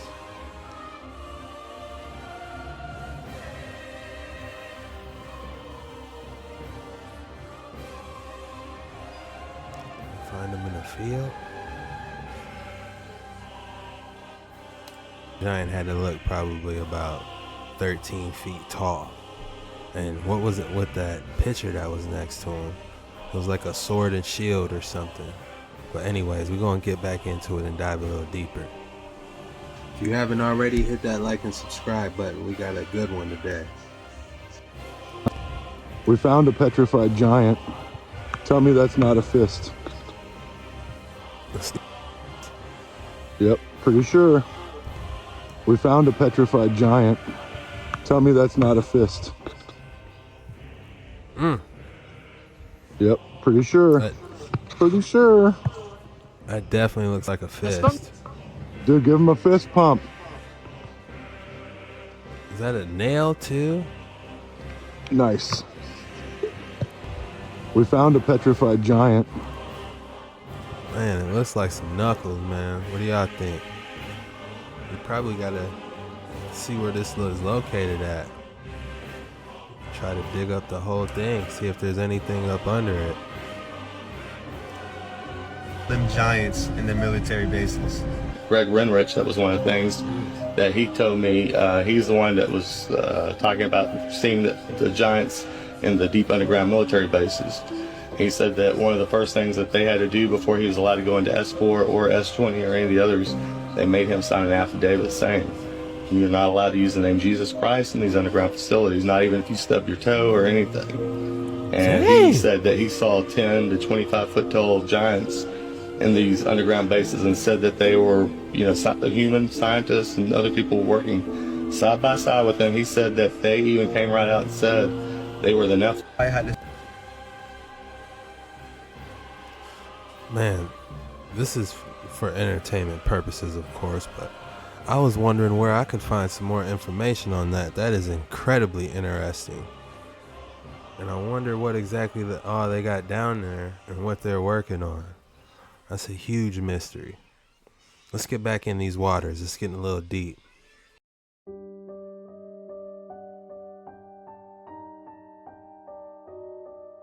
Gigantic bone fossils. If science has found bones this big of animals, why can't we believe that there could have been a race of human-like beings equally as big?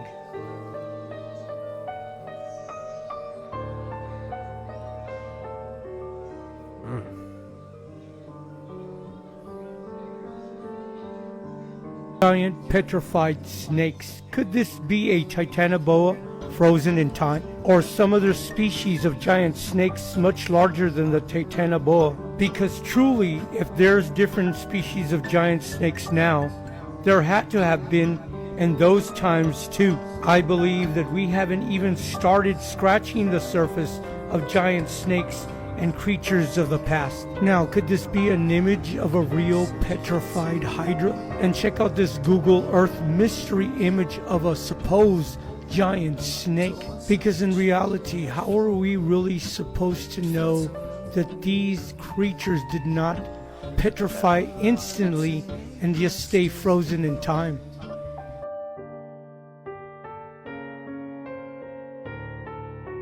Looking into this, that did resemble a snake's head.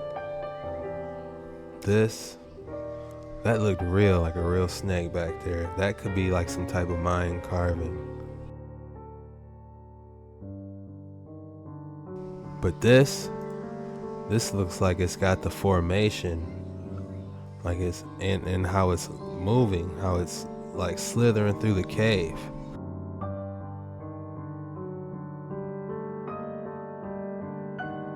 What would this be? Is this like a foot? Or are all these supposedly supposed to be heads?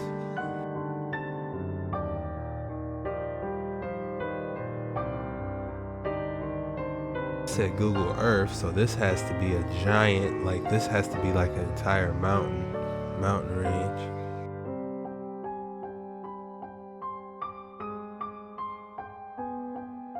That was something fossilized. Something had to be fossilized there.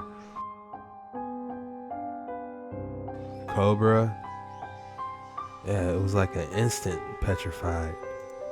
For it to be standing up in the air like that, something had to flash it. You know, for it to be stuck like that, that's crazy. Now, do I believe that they are 100% petrified? And the answer is yes and no. If giants are real, like the Bible, Dead Sea Scrolls, and other literature defines, they were not born of the same flesh like me and you, so I think they were only stopped but not destroyed. And these pink salt mines and these flesh-looking stones are part of their bodies harvested from the earth. And for us to deny the similarities that this was once some living tissue, when pictures and video show layer by layer the truth. That looks just like bacon. Up pictures of giants in Pompeii. Know about Project Icarus? No, I don't.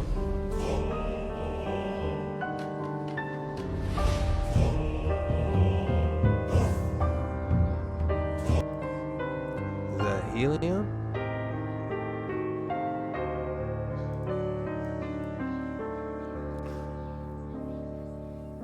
Is that helium? Are they using helium with this?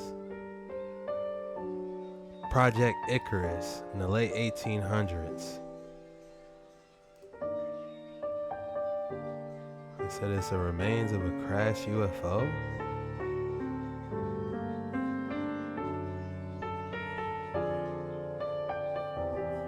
I don't know, it kind of looks like it's floating to me.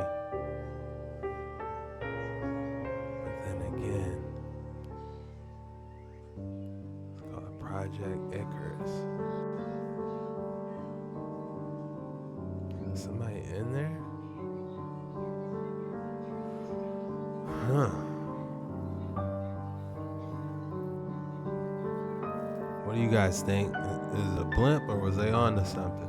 The books of the giants. There was a giant world before us, whether you believe it or not. You tell me, why would all these giant books be made? And these books are found throughout different parts of the world, from giant medieval manuscripts to 300-year-old giant books found in Spain, among other countless ones I can name. I have always questioned, why would anyone in those times need books of that size? For example, a book written in the 13th century in the Czech Republic, weighing in its 75 kilograms, and in pounds that would be a little over 165 pounds. Now you tell me, how could any human of our size use a book that heavy? The books of the giants. There was a giant world before us, whether you believe it or not. You tell me. Like, I don't know about you, but I would be struggling to trying to read a 165-pound book. That is tough. And then we got these giant doors. It really makes you wonder.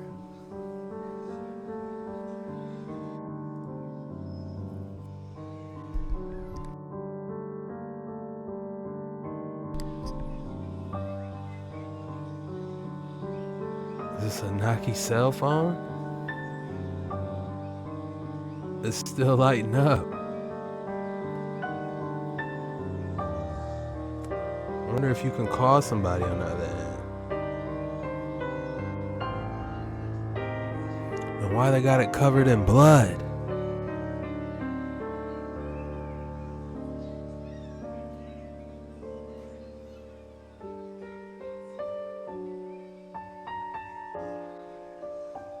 What you guys think about this one?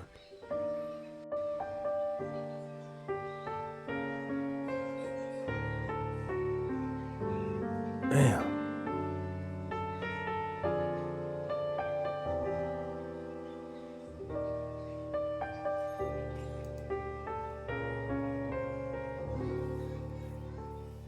Mysterious pharaoh stone that accelerates blood circulation when contact with the body.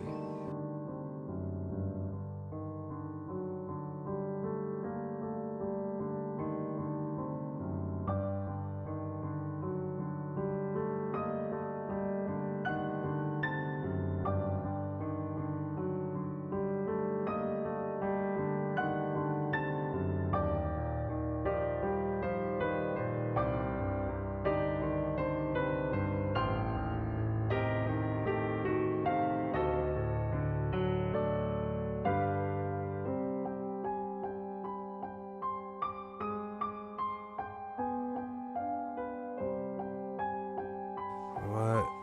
It's that Attack on Titan book.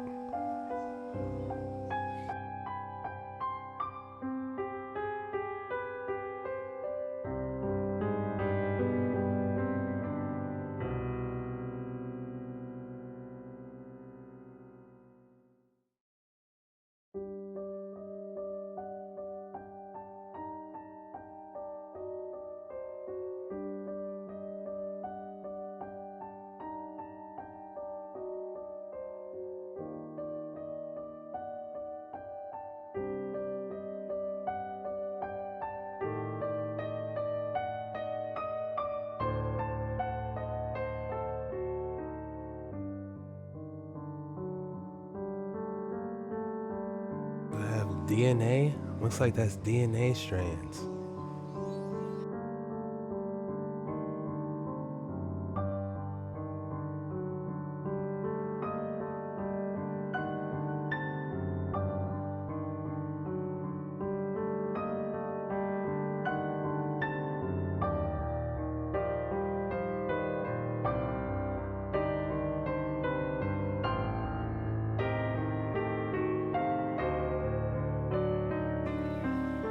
What in the world?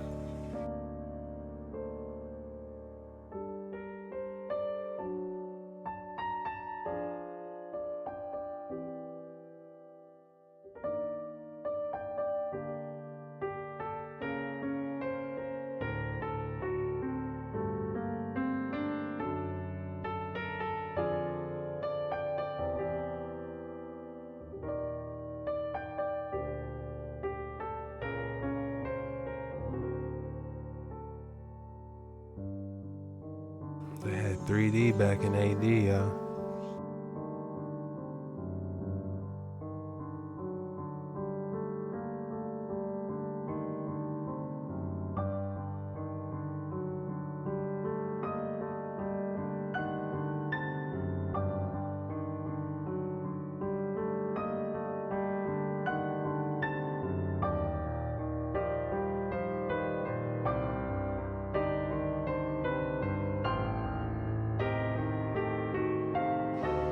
They're asking him a question of who is it?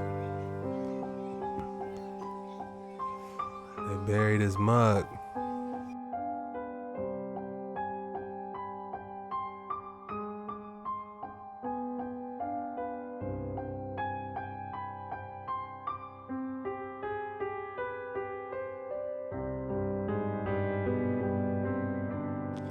What type of currency is this, y'all? They're saying reptilian currency.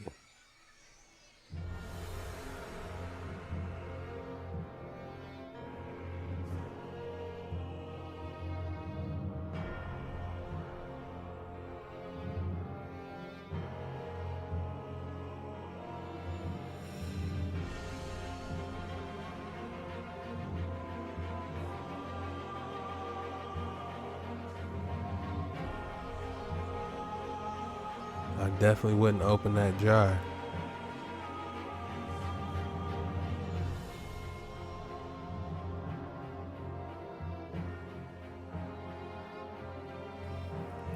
A dragon nostril. Oh, that's nuts.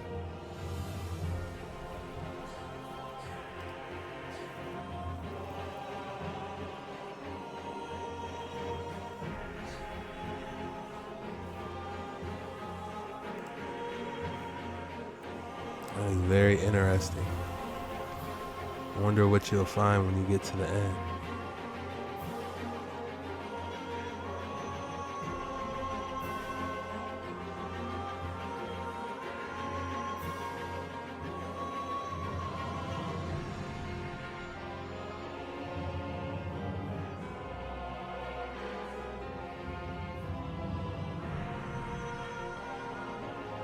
Why is his other hand wrapped? If that works so good is my question. I don't know about this one, y'all. But someone said moringa leaves can do that. M-O-R-I-N. Moo rings can do that. I don't know.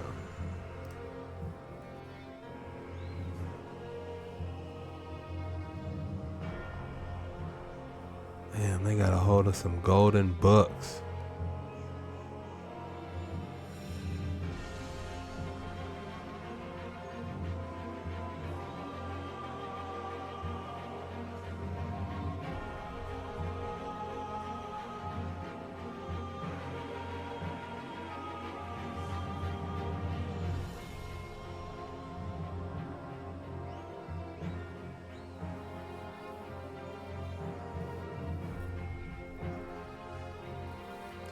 That's nuts.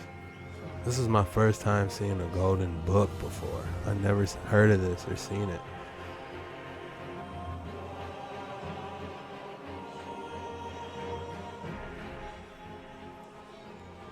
I wonder how much they would want for one of those, or where could you view them even if you wanted to.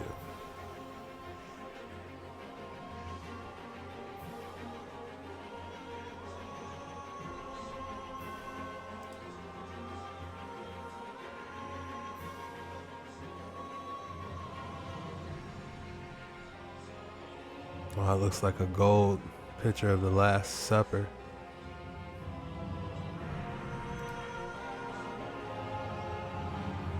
Oh, we got that damn red bottle again, y'all. This stuff's dangerous, whatever it is. Oh, we already know that's gonna explode.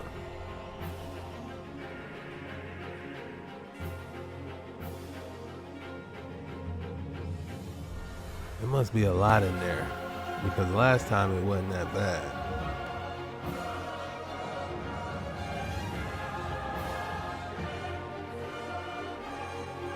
Is that radiation or what?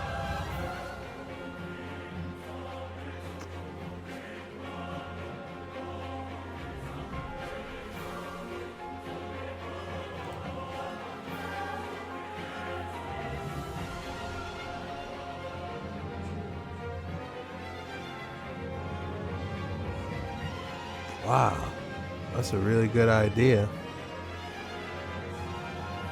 I'm gonna need one of those messing with y'all.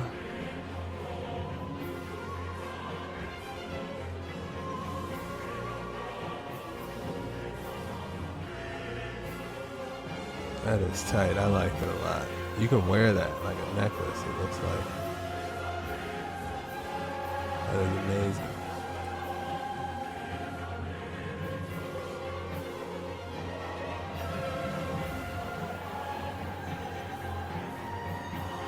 something's in there.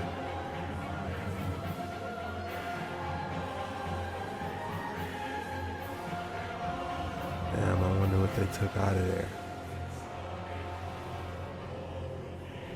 It looks Roman.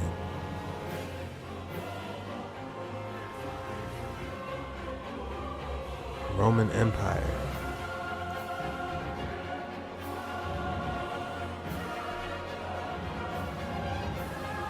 Some type of famous painting. Any of you guys recognize the... It's not Picasso, is it? There's no way they got a Picasso painting. Is that how he signs? What is that, yeah?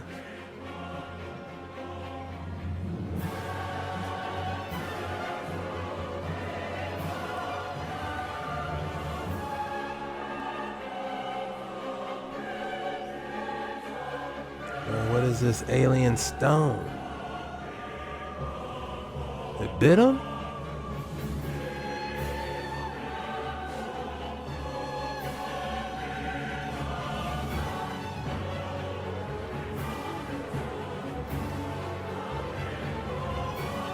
He's almost like afraid to touch it.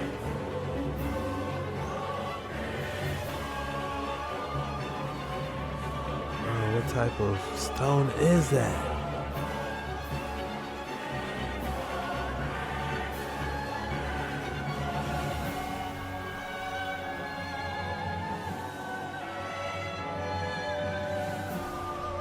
Or was it like an electric shock? It might be some type of electric shock, honestly.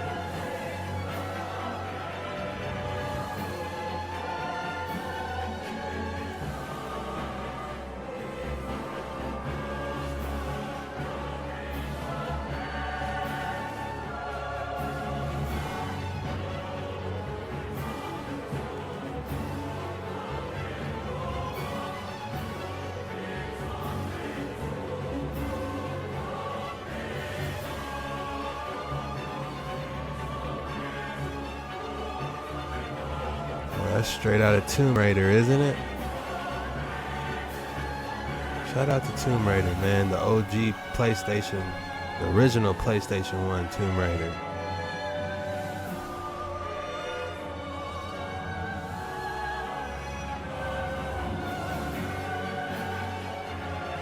What type of stone is this?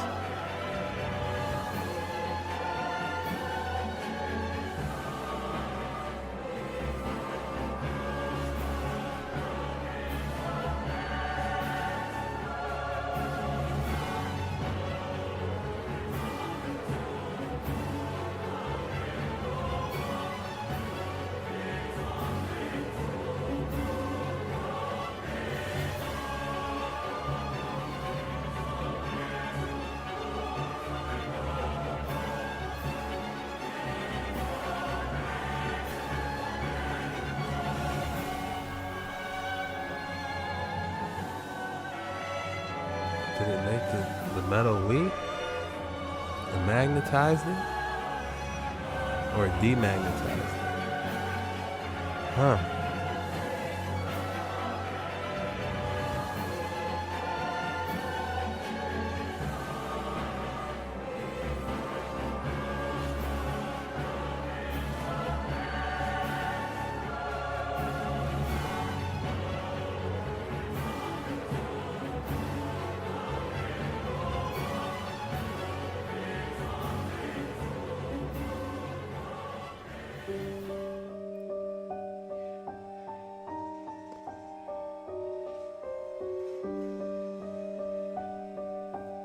Where are they getting these weird stones? What's this gonna do?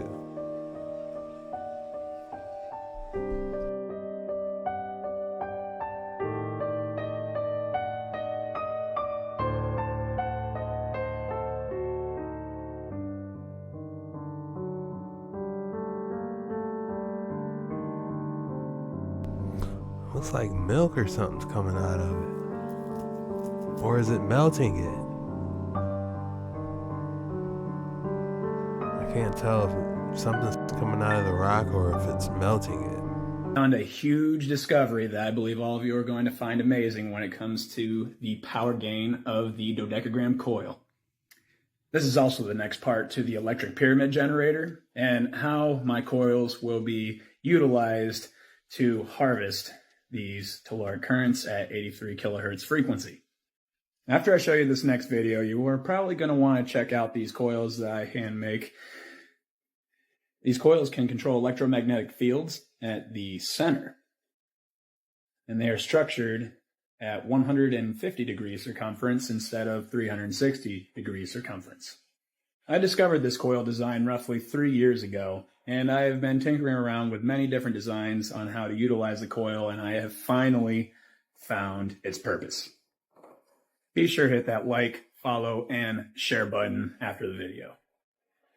Alright, so here I have two dodecagram coils that are 10 inches in diameter, and I have another set of dodecagram coils that are 8 inches in diameter. Now what I'm using these coils for is a transmitter using a spark gap. Believe it or not, it is that simple. The spark gap can produce between 5 and 9 kilohertz. Now obviously I'm just using wire right now. I will change that in the next video with zinc screws as the source for the spark gap. Now, when I turn this thing on, I'm only using, just to let you know, it's 3.7 volt battery and a ignition transformer coil that is tuned at 83 kilohertz, and it produces a voltage of 1000 kilovolts. Now, when these two wires here are connected to these two 10-inch diameter coils, and I send the current through the coils create a spark gap on the other end. As that spark gap is produced, there is a collision of back EMF being produced in these coils. That back EMF can be harnessed in these set of coils. And I've gotten as high as 40 volts, 20 milliamps, which doesn't sound like very much, but for how much input this is utilizing, 3.7 volts, and I will tell you what the ohm rating is of this transformer coil. It's in the mega ohms. Just letting all of you know that. So when I turn this into the volt setting here, and I hook up my leads to my 3.7 volt battery, a spark gap will be produced and the coils will work as a resonant tuned transformer system.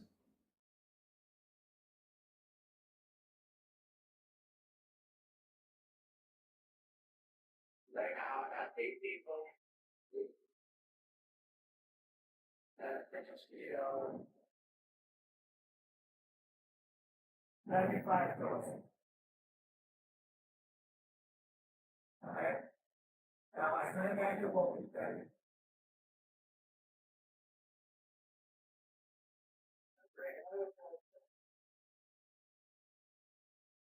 Okay, 28.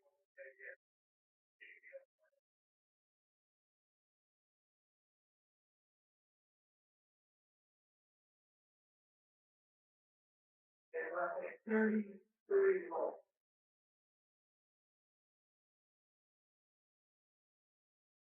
Now I turn to the milliamp setting.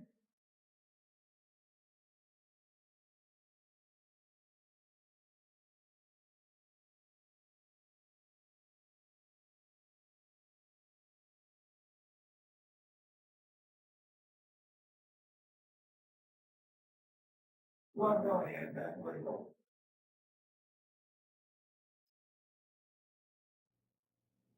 And that is with a 4 volt input.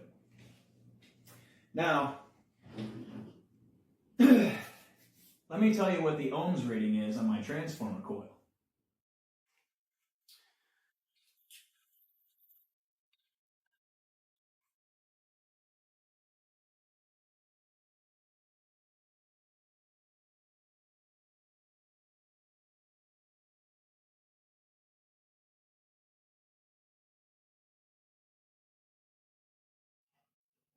All right, turn to the ohm setting.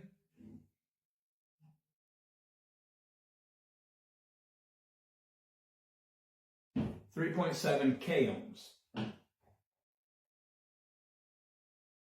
3.8 k ohms. So 3.8 kilo ohms at 3.7 volts DC input with an output of 40 volts at 12 milliamps. What is the power difference between the input and the output of the circuit? Be sure to like, follow, and share this video for more cool experiments like this, and stay tuned. Get ready for more. That reminded me of those cathedral patterns. The pattern he had on that he was transmitting the electrical signal looked just like those cathedral patterns. I wonder if you experimented with each different cathedral pattern to see what is the best output for wireless electricity to be generated.